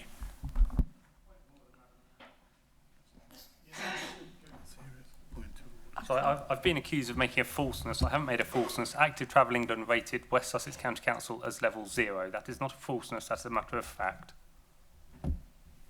Thank you. Councillor Belbin. Thank you, Madam Mayor. I just want to raise two issues. I live opposite the cycle lane that was put in along Worth Park Avenue, and to be honest, I don't very often see cycles on that roadway, that path. In fact, sometimes they travel on the opposite side of the road, on the pavement. So, you know, cycleways are great things, but I think we ought to be monitoring just the amount of use they do get. With regard to Councillor Lamb saying the government takes money from Crawley, not many cities in this country have an airport and an industrial estate the size we have. We raise a lot of money, but we are very fortunate. And I thought it was a good socialist policy to redistribute wealth from our wealthier towns to our poorer ones. So I'd like to query that with him. You know, we are very fortunate, and we do raise an awful lot of money thanks to our industrial estate and our airport. And the government isn't stealing that money, it is redistributing it. Because I cannot see that we would need all that rate money to support our services. So I'd just like to make those points. Thank you. Is that it? No others, so invite Councillor Nawaz. As there are no other speakers, Councillor Nawaz, do you wish to use your right to reply? Yes, please. Can I do that? Thank you. Yeah. Thank you, Madam Mayor. I think it's a lot has been said about this Innovation Centre and how the money is moved from. But we just recently, you know, a previous agenda item, we just approved Western Boulevard. And it's clearly the report says it will be an improvement for the cyclists and pedestrians. And I know the leader of the opposition on not really like from the way he said, and always undermining the cyclists, the sustainable transport methods.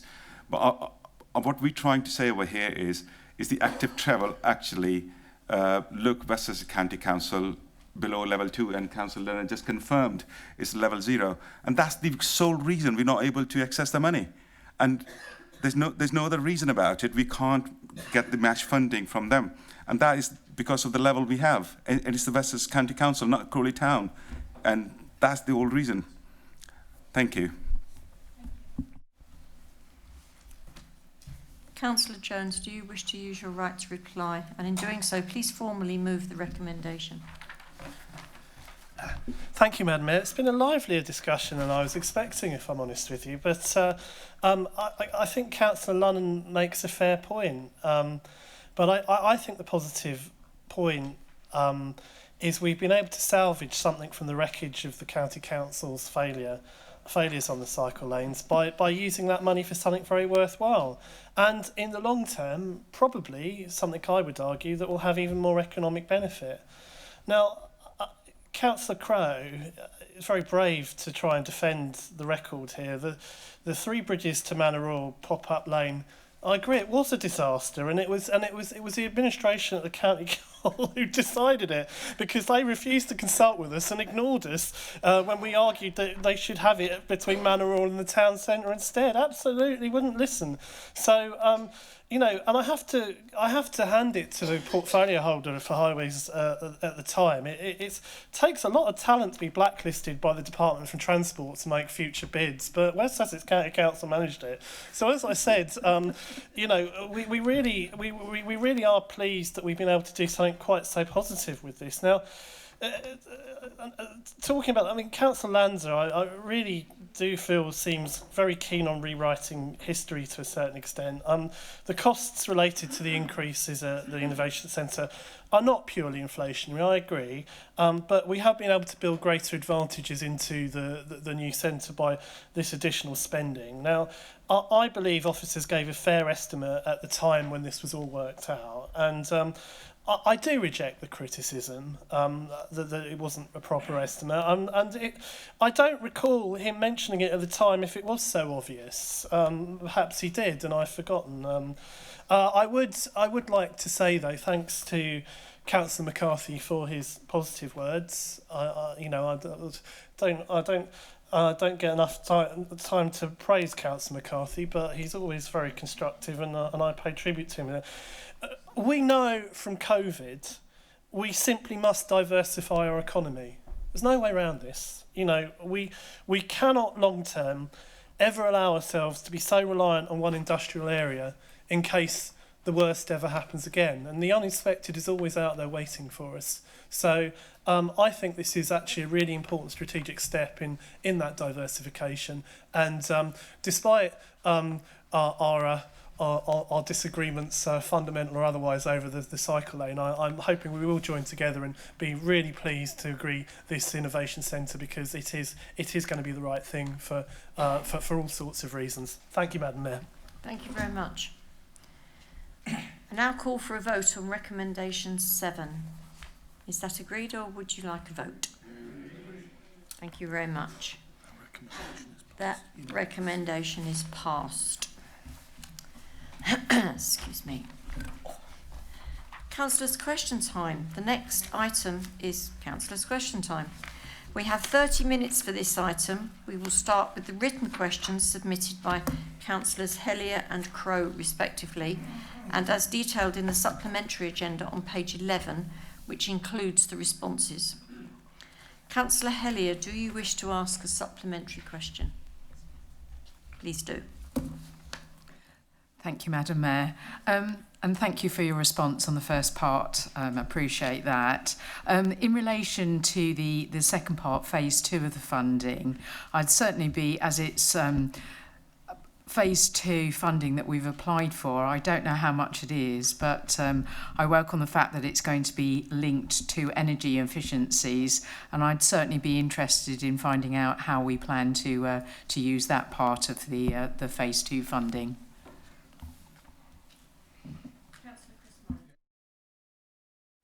You will realise, of course, that the most expensive thing in any sports centre is the swimming pool, and it's been amazing, really, that we've come through the COVID years and through the high rising costs of energy, and still managed to keep our pool open. Many towns across the nation have closed their pools in this period, but our 50-metre pool has been kept open, and thank God it has. It's a sports pool, and therefore has perhaps different needs to fund pools. It's quite important to people.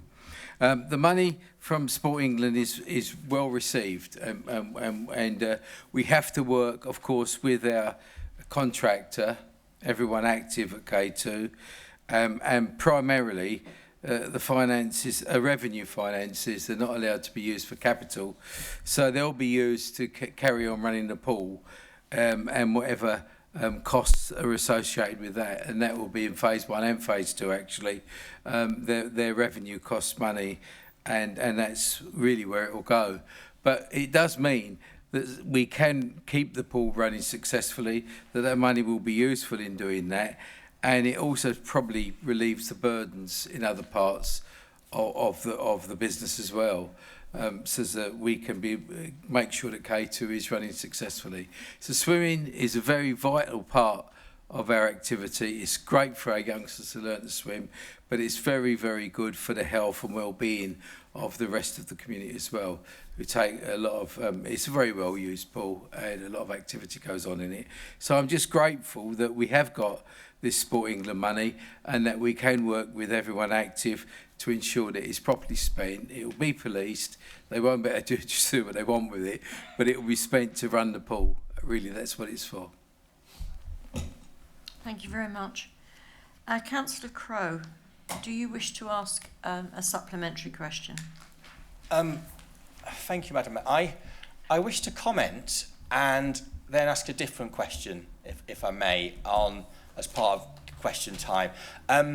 I see that the response to my question was, I refer you to what was published in the Councillor Information Bulletin on whatever date it was, but it was published after my question was submitted, which on the same day in the Members' Information Bulletin. And then this evening we've had a Cabinet Member announcement about the fountains in Queen's Square. But unlike at the much more transparent County Council, when there's a Cabinet Member announcement at the County Council, they allow up to 10 minutes of questions per announcement per Cabinet Member, but there is no such mechanism here. So we just say we had several announcements for the cameras. So now my question is completely different, having got that off my chest. Thank you for indulging me, Madam Mayor. My question is to the leader. I discovered recently on Sussex World online that which one is it? Mears and Liberty Gas, their contractors, are apparently taking part in strike action. And there was one day, I think 2 days ago, and there's a further date in January. So this is the first I've heard about it, having not been informed as the members. So can I ask him, given that pretty much every industrial dispute that I've ever known, Labour members opposite have supported it, do he and his group support this industrial action? Councillor Jones.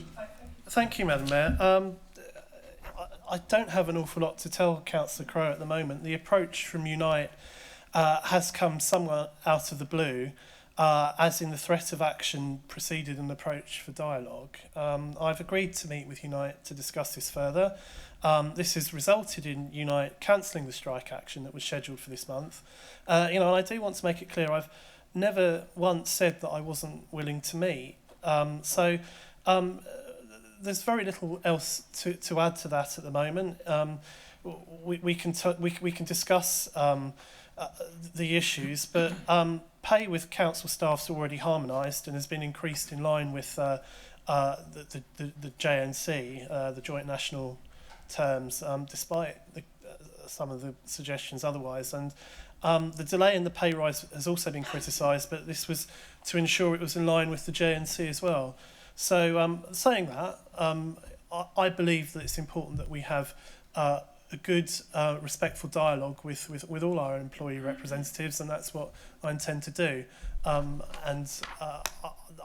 on the grounds that you say you weren't told anything, well, there's nothing to tell you at the moment, I'm afraid, because I haven't spoken to them. But I will ask the Chief Executive to keep you updated as appropriate. Thank you. Thank you very much. Do you have a supplementary question, Councillor? I certainly do, Madam Mayor. Thank you. I'm not on. Oh yeah, thank you. Well, I thank the leader for his answer, because I've learnt something this evening, unlike the Cabinet Member announcements at the beginning of this meeting, which were all press releases that were published earlier over the last couple of weeks. I've learnt something tonight that, first of all, I learnt online that there was industrial action, and I've learnt tonight that it's been called off temporarily.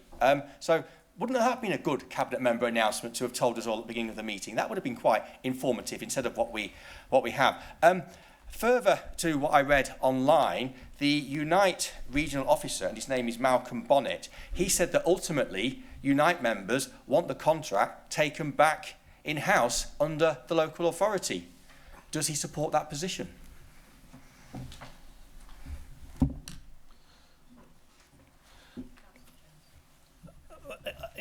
Councillor Crowe, the leader of the opposition, says that he found out about it online. Well, I found out about it online, so I'm not trying to single him out for withholding any information.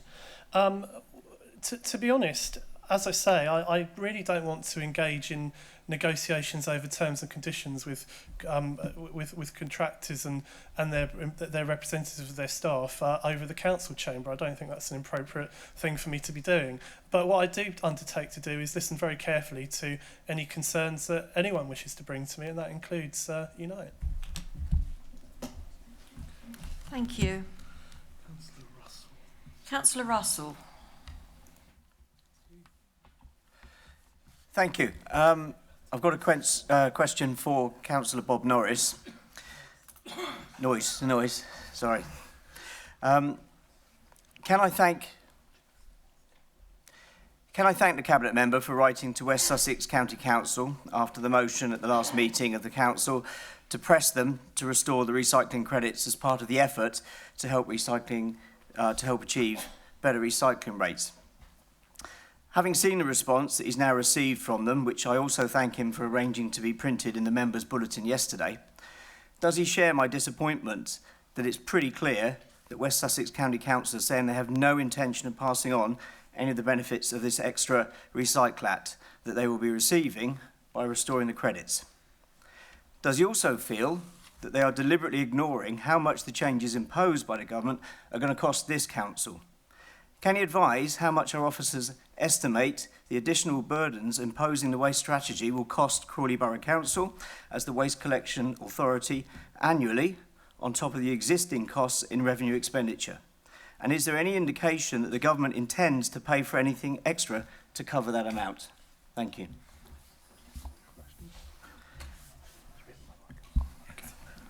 Right.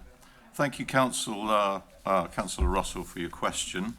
Yes, I think you are right that the Cabinet member at West Sussex is failing to acknowledge the increased costs Crawley Borough Council will be facing as the Waste Collection Authority quite considerably. The detail regarding support for costs associated with simpler recycling is awaited. However, it would appear that the intention is more to fund initial capital costs and transition costs rather than ongoing revenue. While it is all very well for the government to make a contribution towards purchasing the vehicles and fleet required, we will still then need to pay the higher operational costs, which there is no indication will have any support from the government.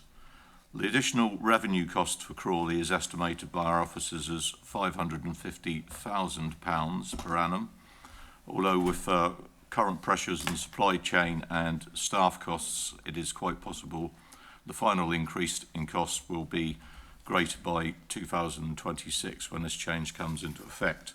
This is an additional expense that no local council could absorb easily at the moment. It is not clear currently what, if any, revenue support will be provided either by the extended producer responsibility funding or through new burdens funding. However, on the government's recent record with local councils funding, it is difficult to feel any optimism that they will act either fairly or sensibly on this. Thank you. Thank you very much. Can I just say before we go any further, there are a lot of councillors wishing to ask questions, so we will not be asking if there are any supplementary questions, otherwise we're just not going to get through. Councillor Ali.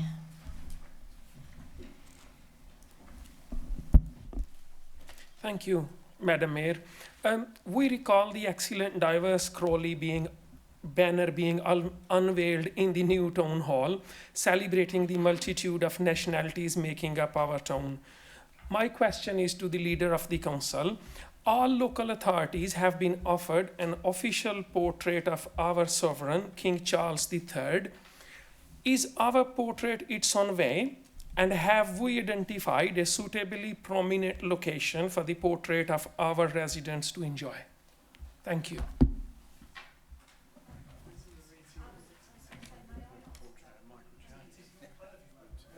Yeah, if I can answer that, please. The official portrait has just this week been delivered, and it's in the Mayor's Parlour at the moment, awaiting fixture. So hopefully, within the next couple of days, it will be up in the Mayor's Parlour.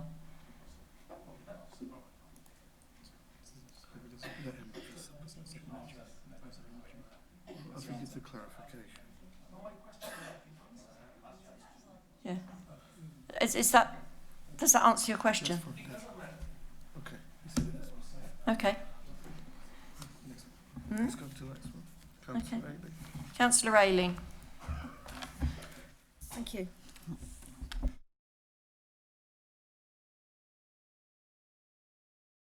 Sorry. Oh, thank you. I'd like to ask a question to the Cabinet Member for Community Engagement. Can I ask whether the Cabinet Member considers the small grant scheme has been a success this year? And I understand that demand from our wonderful local groups has been very high.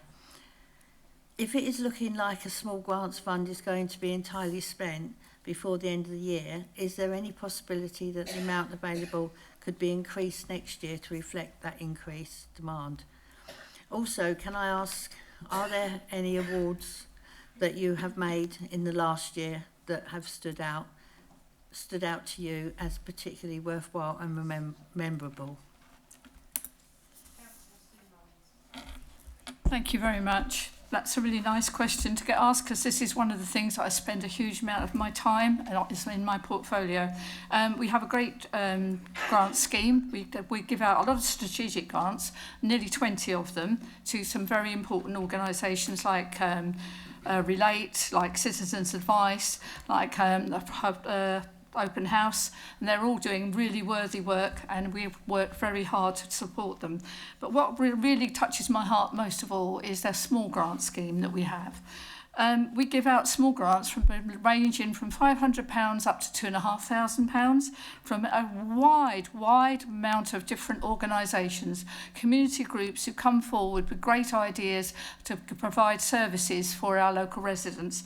They range all over the place. I mean, we've got things like the Down Swimming Club, Super Siblings. Super Siblings are those brothers and sisters who have lived with children who have special needs and therefore sometimes lack the same support and the same help that perhaps other children have. We have the Veteran Breakfast Club, we have the Free Shop, we have the Cruise Bereavement Care. It's an endless list of people. And some of those go on to become part of our strategic grants as well, because those small grants get them going, get them off the ground and get them started and put them on the road to real success. This year, we've had more applications than we've ever had before. And in fact, the £50,000 that we have to distribute has virtually all been used up just before Christmas. And we've still got 3 months to go. So therefore, I'm proposing the next year, we just remove £10,000 from the strategic grants and move it across to our small grants, because those small grants make such a difference to our residents. Many of the groups that come forward to us tell us how they are really struggling at the moment because the demand on their services has increased since COVID absolutely massively, and they're also struggling with getting volunteers because all of those groups rely totally on voluntary support and voluntary help from members of the public, and with the cost of living crisis and with what's going on, it's very hard to keep and retain those volunteers because so many of them are now having to go back to work or do another job and therefore don't have that time to give. You asked whether there was any special one this year, and there is one special one called 10 Little Toes. Now 10 Little Toes started in somebody's sitting room.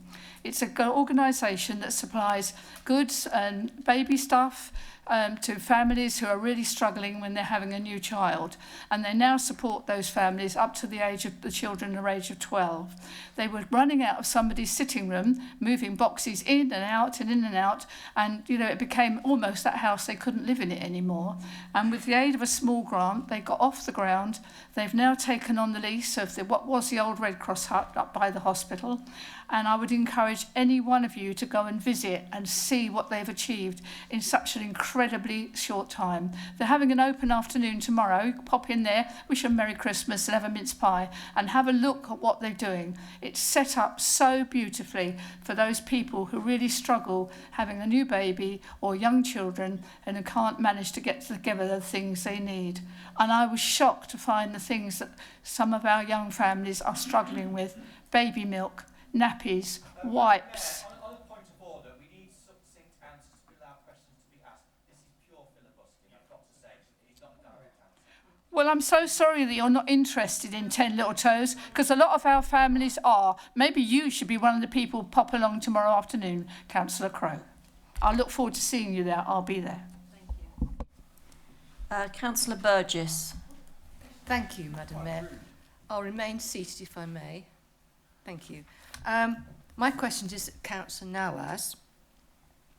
Councillor Nawaz, I'd really appreciate if you could please give an update on the removal of the old town hall and the possible building of much needed homes in its place, and will the council have to carry the cost of both? Thank you. Thank you, Councillor Burgess. I believe it's not my portfolio anyway, so it's probably leaders' portfolio. Yeah.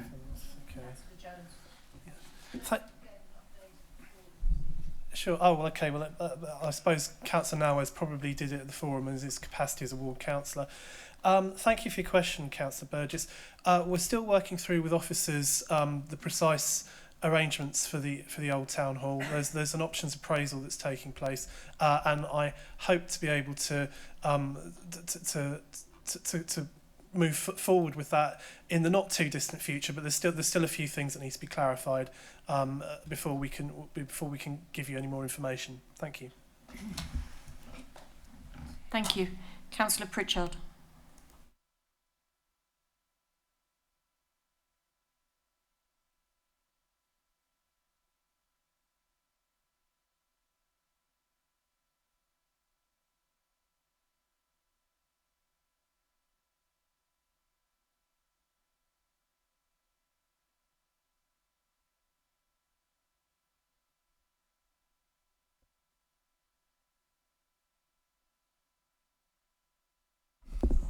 There you go. Well, right, okay. Thank you, Madam Mayor. I have a question for the leader concerning RAC, reinforced autoclaved aerated concrete. It was in the news because of concerns of its use in public buildings and potential safety risks elsewhere. Can the leader advise if our officers have found any examples of this in any of our council-owned buildings here in Crawley, and if so, is this of immediate concern?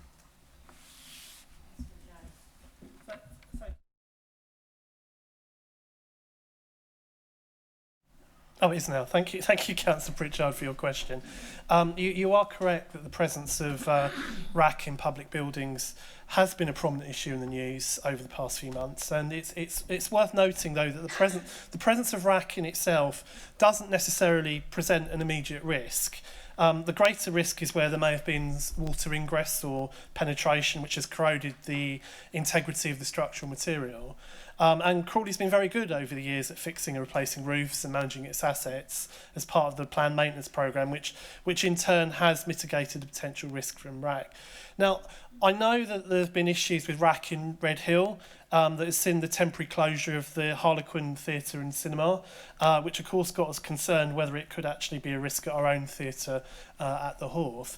So I'm pleased to confirm that an extensive survey by our structural engineers has been completed, and we can confirm that there's no RAC at all present at the Horth. And that's a great relief because that would have caused a lot of problems. RAC has not been found in any council-owned building with one exception. RAC has been found in the plant room at Ashdown House, which is one of our commercial properties, which the council purchased on the open market long after it was first built. And I understand this is confined to one small building sited on the roof of the property. An engineer has inspected it and it is stable, so there's no immediate impact, and it will of course need to be rectified in due course, but there's no immediate requirement to restrict access, I've been advised. So just to reassure, officers are continuing to work to highlight buildings which are potentially at risk, high risk, and that's based around things like age, type of construction, any concerns with water or ingress or maintenance, and where required, those site surveys will continue. So one small problem, but aside from that, thankfully we are not one of the authorities badly affected. Thank you. Thank you very much. Councillor Jaggard. Thank you. My question is to Councillor Yasmin Khan. The Council's licensing department, a service that should be self-funding, has been running at an ever-increasing loss for years due to low fees and charges. Over the last three years, the deficit stands at £114,000. This is projected to rise substantially in the future. Does the Cabinet member feel that this is a satisfactory state of affairs for residents to be subsidising taxi drivers? And when does she plan the service to become self-funding? Which year will this happen? Other small businesses in Crawley are not subsidised. So what is the criteria that is being applied to determine which businesses are to be worthy of a council subsidy? Thank you. We'll have to come back, isn't it? Hi. Thank you for the question, but I don't really have the answer at the moment, but I will come back to yourself with the answer.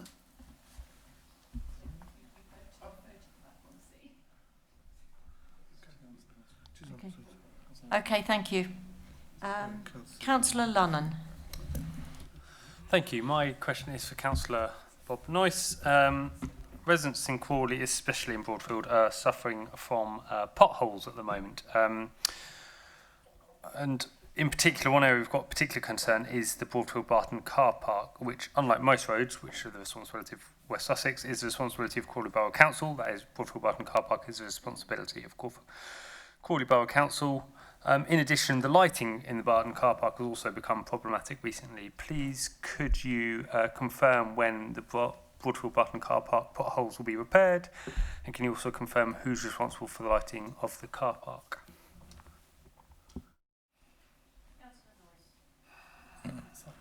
Okay, thank you very much, Councillor Lunnan, for those questions.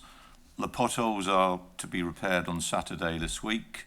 The lighting, which is the responsibility of Crawley Borough Council, underwent an assessment this week following a report from us by Councillor Kiran Khan, and I can confirm that we are aiming to begin replacement of lamps and wider repairs from next week.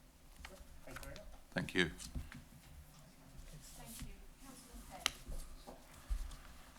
Thank you, Madam Mayor. This question is for Councillor Rana. Tonight, the Council has been able to live stream tonight for the first time ever, which I think is good. But for the whole decade now, it's later than the County Council. So why 10 years later the Council has decided to do it now? Very late indeed. They do this routinely, and they also live stream committee meetings. Why are we a decade late than the County Council? When will we be live streaming committee meetings? Because I believe that the Crawley Council released a press statement where you said that we would be live streaming full council, which we are today, but you did not mention about streaming committee meetings. Are we not transparent, and why aren't we doing it now? Thank you, Madam Mayor. Thank you. Point of order that actually relates to a governance committee issue. The relevant point of contact is the chair of the governance committee. relates to an active item of business from the last meeting of the Governance Committee. Councillor Rana is the cabinet member. So we'll hear from her. No, it's just it'd be nice if we'd read the Constitution. Okay. Thank you, Councillor Peck. I will try to answer it as much as I can. I mean, the reason is because in the old town, we didn't have much facility there, as you know. That's the reason we built this town hall. Like in the council chamber, we didn't have much. I mean, it was built about 60, 70 years ago, and we didn't have much details as we have here. And we were waiting for the new town hall so we can actually go live. And thank God it's happening now, hopefully. Because lots of other towns, they had their new town halls built fairly early, because I've been to a few, and some of them had really beautiful town halls that were built about 10, 20 years ago, and that's why they could, do their, live streaming. And as you mentioned, like the committee meetings, I did say that. We did, right at the beginning, I mentioned in committee meetings as well, that it will be streamed live in a few weeks' time.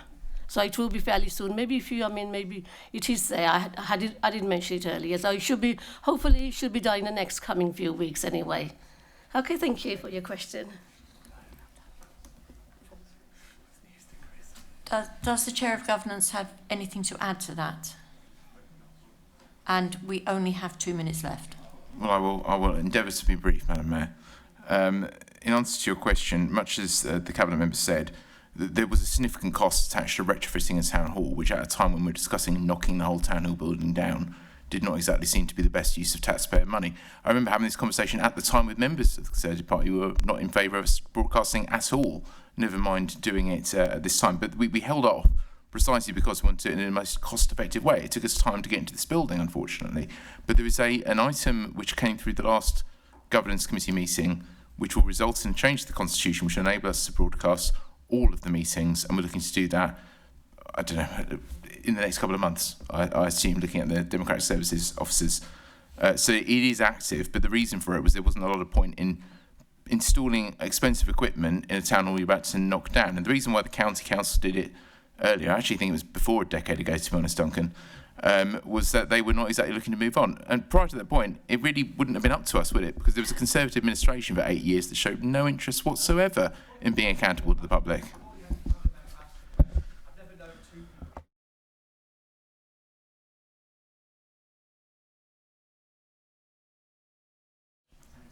I think he's completed. There's 1 minute left. There's 1 minute left. Take one gold. And I can take one more very quick question. With a very brief answer. And a very brief answer. Councillor Sivaraja. Thank you, Madam Mayor. I have a question for Councillor Chris Mullins. Would the Cabinet member share with me the view that Tailgate Nature Centre is a real success story for the Council? Not only is it a wonderful day out and the increased ticket sales in recent years reflect this, but it is doing important work to look after rarer creatures and helping with conservation efforts. Can the Cabinet member say whether we are planning to invest to improve the Nature Centre and make it better than ever, as I think it is a real jewel in the crown for Tailgate Park? Thank you. I will be quick, as I can be. I'm so enthused about our nature centre. I think it's a wonderful place, and it might give me an opportunity to congratulate Mr. Peter Lamb and Morgan. You don't want me to? Okay, I won't then. Sorry about that then. But I would say this, that we have been changing and being very adventurous at our nature centre, and people will know about the meerkats, of course, but we have a capybara who was born in the park. We have crocodile lizards. We have a condor. We had two, but sadly one didn't make 10 seconds, make it. Councillor. We will be introducing some porcupines next year. So there's lots of exciting things. So if you're asking what's going to happen about the Nature Centre, it's going forward, it's going big. The ticket sales are up for it. We're actually getting an increased footfall. It's becoming very, very popular. So I'm very pleased to say it's buzzing and it's going forward. Thank you very much. That's the end of question time. I call upon the Deputy Mayor, Councillor Kiran Khan, to move receipt of the reports of the meetings as set out in Agenda Item 7 on page 35. Is my mic on? Yes, okay. I move that the reports of the Planning Committee, the Overview and Scrutiny Commission, Audit Committee, Cabinet Governance Committee and Licensing Committee be received. Is that agreed? Thank you. We have 3 items reserved for debate as detailed on page 13 of the order paper issued as a supplementary agenda. We will now consider the first item, which is from the Licensing Committee held on the 19th of October 2023, minute 4 on page 24. Proposed fees and charges for 2023, Hackney Carriage and private hire licensing regime. Councillor Ashraf, as the chair of the Licensing Committee, will have the final speaking rights on this discussion.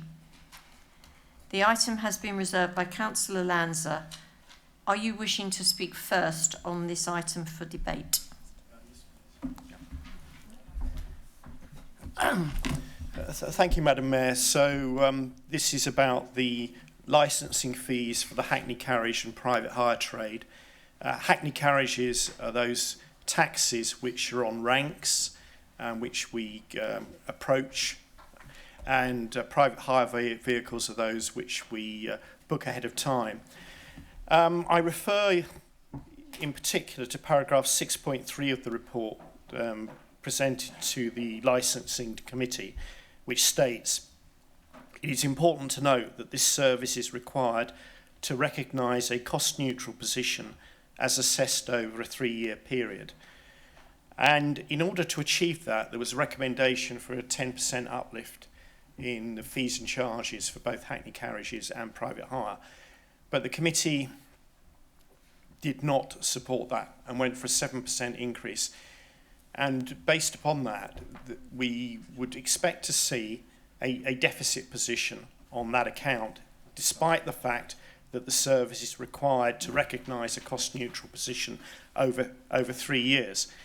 So I have a question for the Chair of Licensing as to how strong that position is, because if you take that paragraph 6.3 literally, people might ask, how legal is our policy if the Licensing Committee has knowingly adopted a percentage increase which does not achieve a break-even position over a 3-year period, a cost-neutral position? And there is an effect from that, as outlined in the question from Councillor Jaggard earlier, which is we already have a £114,000 deficit on this service over 3 years.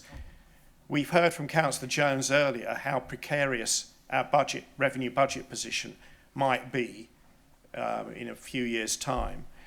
So how can you, as Chair of Licensing Committee, and how can other members of the Licensing Committee be content to not have a cost-neutral service and to run it at a deficit when you're projecting difficult financial situation for the council's revenue budget? I return again to the figure of 45,000 or so households in Crawley. Compare that with 123, I think, Hackney Carriages and however many private hire vehicles there are as well. So yet again, through fees and charges, a reluctance to be realistic about fees and charges, we've got a situation where 45,000 Crawley households are forced to subsidise 123 Hackney Carriage vehicles and however many private hire vehicles we have. Surely this is unacceptable and you can't be content for it to continue. It's wrong, it's unfair, and our public can do nothing about it except cast their vote in a different direction next May.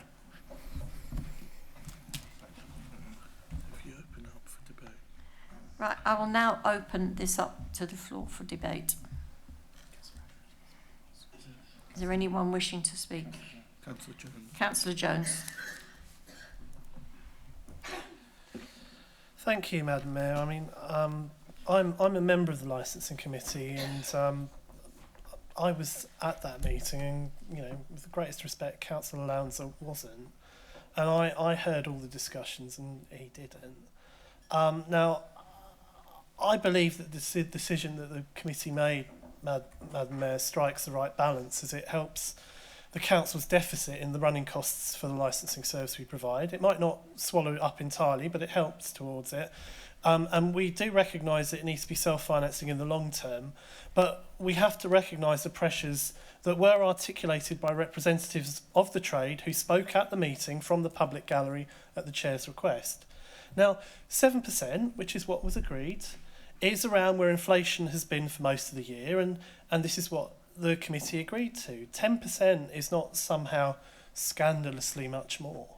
I mean, ultimately, as members of this council, we can weigh up the advice from our officers, but like in planning, ultimately it's a member decision. We are accountable, and I can say sincerely, I feel we tried in good faith to strike the right balance, recognising and taking into account all the arguments that were put in front of us at the committee that evening. Now, I mean, I think, with the greatest respect again to Councillor Lanza, I think it's ridiculous to say it isn't legal.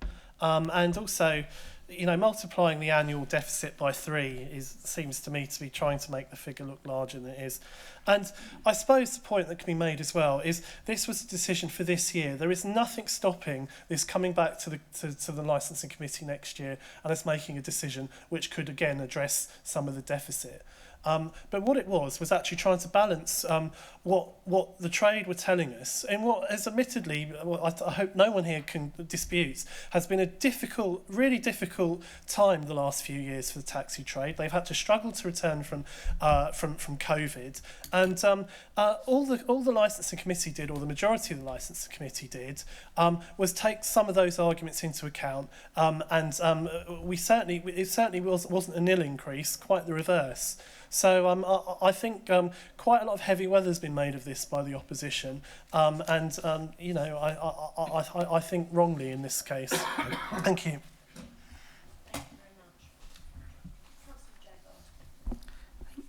Thank you. Yeah, I was obviously at that meeting, and the £114,000 that Councillor Lanza referenced, as did I, was actually taken from the licensing documents at the time. It was adding up the 3 past years, and the deficit going forward would add even more to that deficit. And going back to my previous question to Councillor Khan, who was also at the meeting but didn't have the information, it's all very well subsidising this business. I realise they had difficulty during COVID. Other businesses also have difficulties. Tilgate Parade had difficulties. Furnace Green Parade, the butchers there, had difficulties. And I say, what criteria is being applied to determine which small businesses are worthy of subsidies? And it seems that this particular trade, this particular business is getting a subsidy, but other trades and small businesses aren't. And they've all had difficulties. And I don't quite understand why we are subsidising to this year on. At the moment it's £114,000, and next year it's going to be even more. And it was against officers' recommendations who actually initially was wanting a far greater increase than the 10%. They were looking at something like 18% to get down the deficit. So I just don't understand why this is happening. Thank you.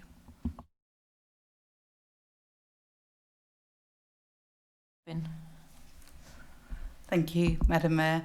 I also was at the meeting, and I would just like to add that I wonder how many of my colleagues on the other side have got in a taxi recently.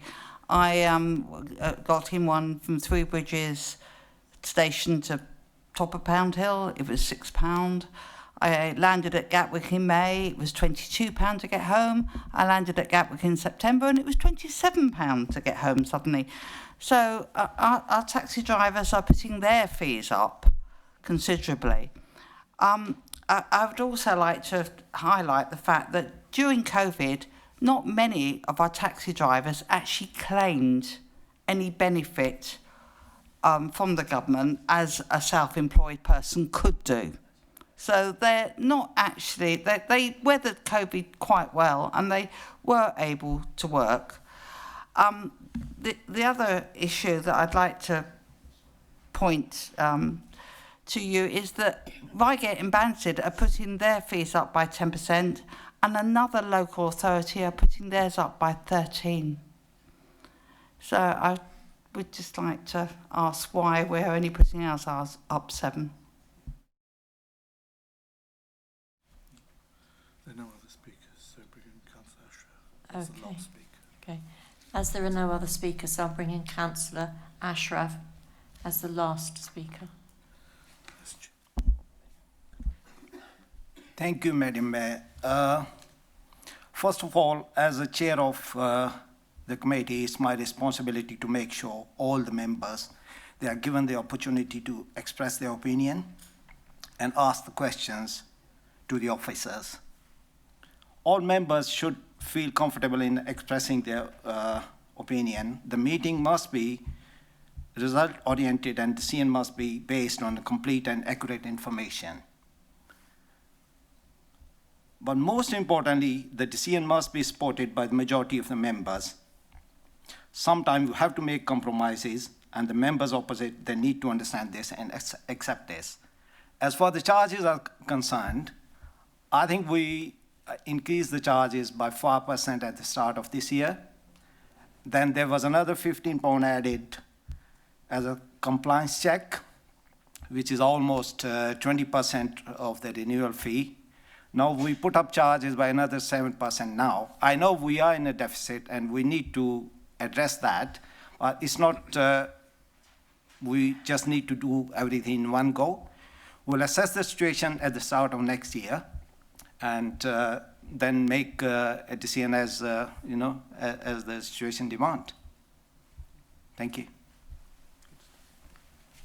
Thank you very much. We will now consider the second item for debate, which is from the Planning Committee held on the 14th of November 2023, minute 6 on page 46. Planning application CR/2023/0484/FUL, 9 Mill Road.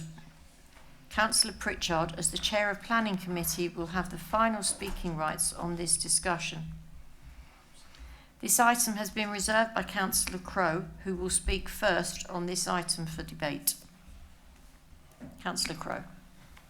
Thank you, Madam Mayor. I don't usually flag resolved items for debate, but I have on this occasion, and I'm not a current member of the Planning Committee, although I am experienced on planning, and indeed both at the borough and county. I used to chair the county's planning committee, so I do have quite a good planning background. And just reading through these minutes of this meeting, this stood out to me because I wouldn't want this council to get in a position where what I might term bad planning becomes routine.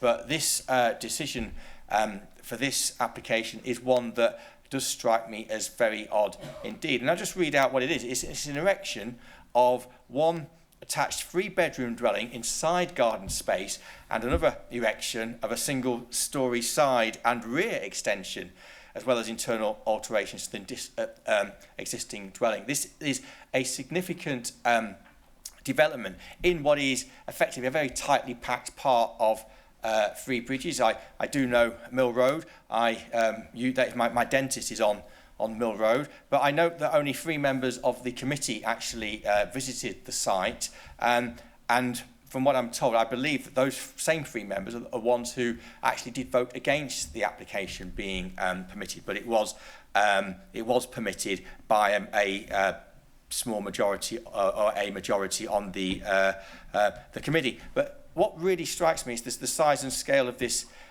development, and the arguments around parking that I read in the meeting about how it is said that there will be enough parking just about, but of course when it's done, I'm not sure that there will be, and there will be times that residents are going to be inconvenienced and will struggle to park. And indeed, when I visit the dentist on Mill Road, often the dentist car park is fine. That's a bit further down than where this is, and so I will park on the road if I can find a space. But sometimes I have to park much further down. But it's not just the parking and the size and scale of this application that concern me somewhat. It's the closeness of overlooking windows, which is just 9 metres apart. Now, I wouldn't want people looking into my bedroom, and I'm sure you wouldn't want me looking into your bedroom either, but that is my understanding as to what could be happening on this application.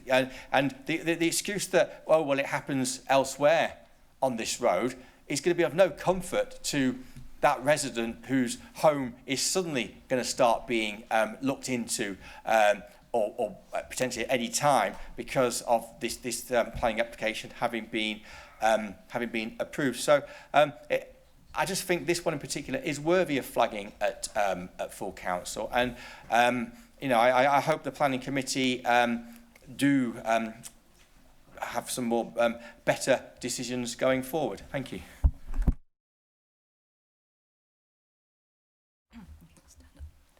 Thank you, Madam Mayor. I agree with my colleague about this. It seems quite a difficult thing to imagine such a small house in such an area. I've always been very proud of this council that we have limitations. We have sizes that matter, and suddenly we have a house being permitted to be built which is smaller than any house I've known. It's going to be a small, tiny little house. It's, as Councillor Crowes just said, a short distance away from another window that they can look into.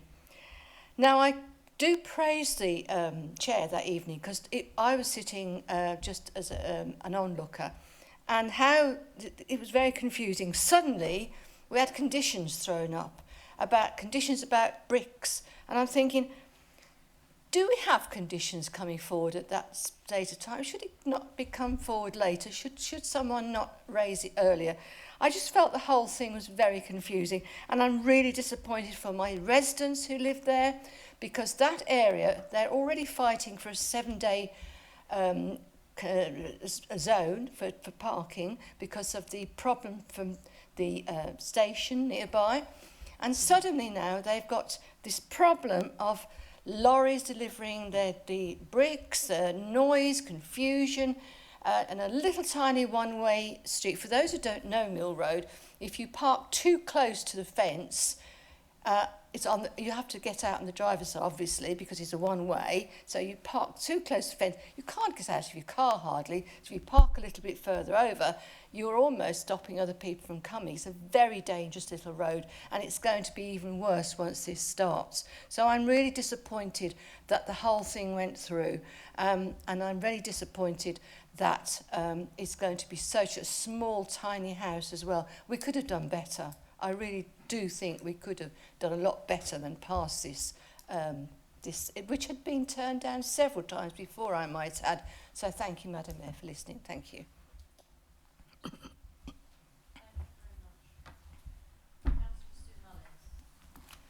Thank you very much. I am finding this meeting extremely odd, that we are re-debating decisions that were first of all taken at the licensing committee, where all members could have come forward and debated and spoken at, and then the same again for the planning meeting, a meeting that is published wildly. Everybody knows it's happening. You can read the papers for yourself. Everything's online to be seen. And when the decision's taken, then you then bring it back to the main council and try and debate it all over again. Now, when we go with this case was a difficult one. It's been back towards the council 5 times, at least 5 times, in my memory, yeah, at least that, for the planning committee. And each time it's come back in a different form or a different way. And the person who was doing it has also appealed against the decisions we've made.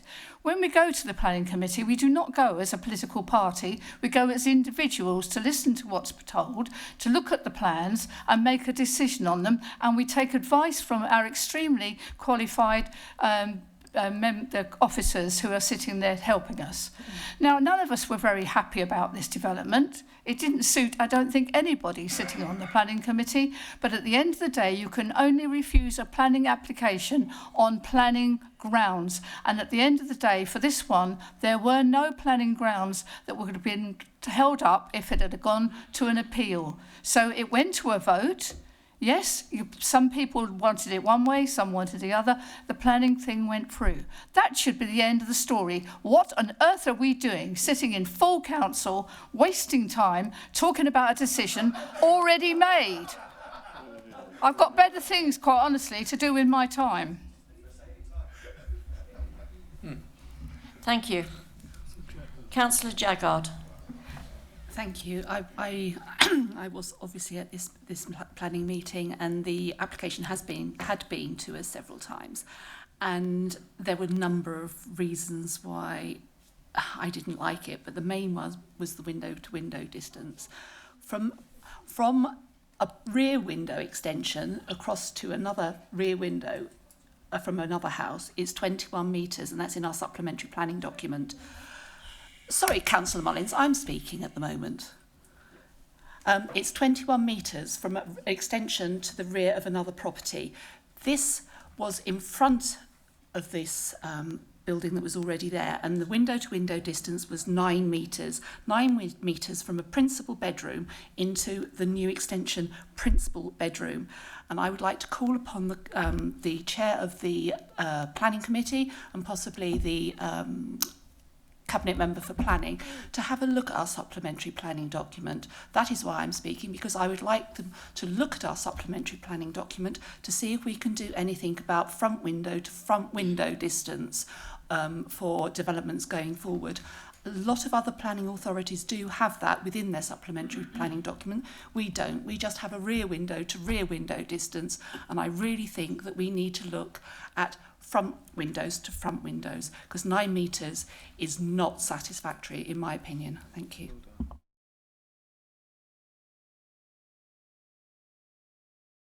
Councillor Pritchard. Thank you, Madam Mayor. I can understand the concerns that were raised at this meeting. They were concerns that were raised at the planning meeting. As Councillor Crowe will be very fully aware that planning is a quasi-judicial process which cannot be whipped and is not whipped and has to follow the evidence presented to the committee. The people who have spoken are also correct that this site has come in front of the planning committee I think 4 times since I've been on the planning committee, and certainly previously I know I've spoken separately with Councillor Jaggard, and she says it's many times before that. But each planning application is taken on its own merits and at that time. I don't think it appropriate to list how people voted, and I'm not going to say how I voted, but the committee members will be fully aware.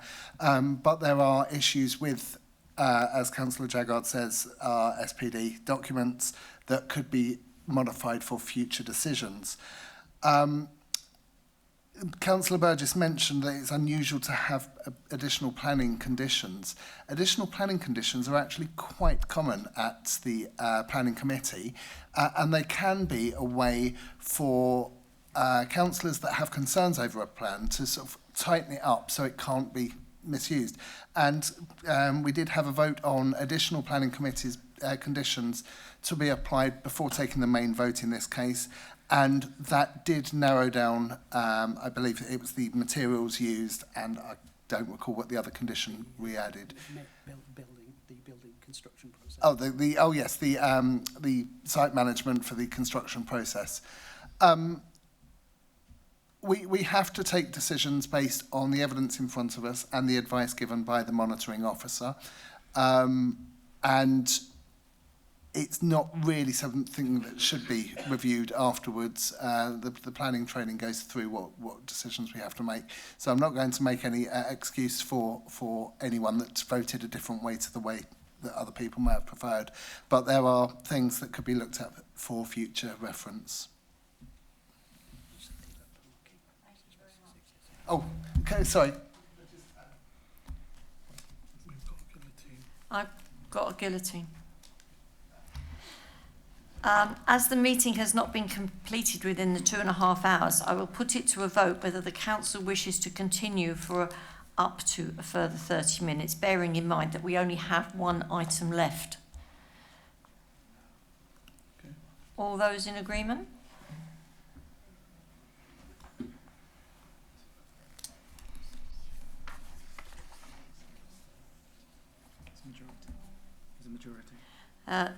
That's the majority, so carry on. Okay. We will now... Should we let Councillor Pritchard? Councillor Pritchard, do you want to finish what you were saying? Very briefly, sorry, I did have this noted on my screen and then forgot to say it. It would help if West Sussex County Council would respond to our officers' queries regarding parking in areas where they could send out officers to come and properly look at the situation, because parking is a severe concern of mine around that area. And if we could have more involvement from West Sussex officers, they may give different advice to us. Sorry, thank you. Okay, thank you. We will now consider the final item for debate, which is from the Cabinet held on the 29th of November 2023, minute 8 on page 97, Treasury Management Mid-Year Review 2023-2024. Councillor Jones, as the relevant portfolio holder, will have the final speaking rights on this discussion. This item has been reserved by Councillor Lanza. Are you wishing to speak first on this item for debate? Yeah.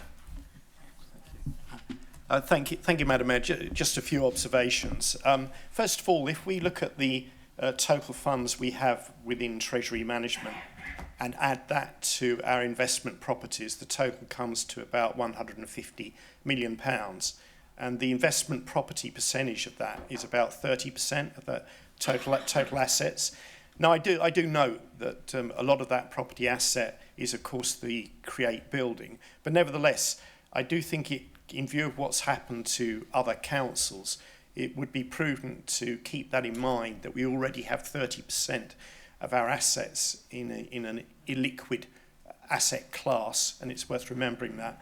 Another point I want to make is that we have about £80 million lodged with other local authorities, 20 of them, about 20 of them. Again, that's quite a weight in one area.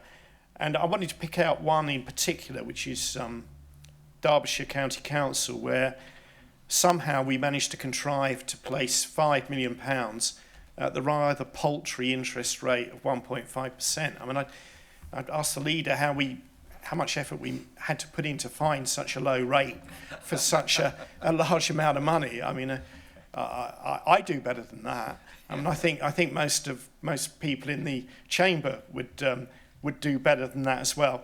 Finally, the Treasury Management Policy states that we shall not have more than £10 million lodged with any particular organisation other than the UK government. And yet, when we look at the deposits that we've got, it's stated that we have a limit of £15 million with National Westminster Bank. Despite that now being under majority private ownership, it's no longer majority government ownership.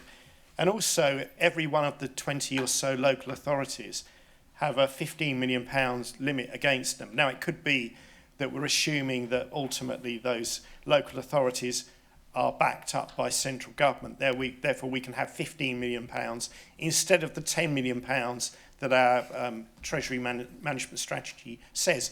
But there isn't really any reasoning in the report as to why, for every local authority, we should be prepared to have this £15 million limit. There's no reasoning there. So perhaps the leader can help with these points, but particularly with the 1.5% on Derbyshire County Council, how quite we could manage that.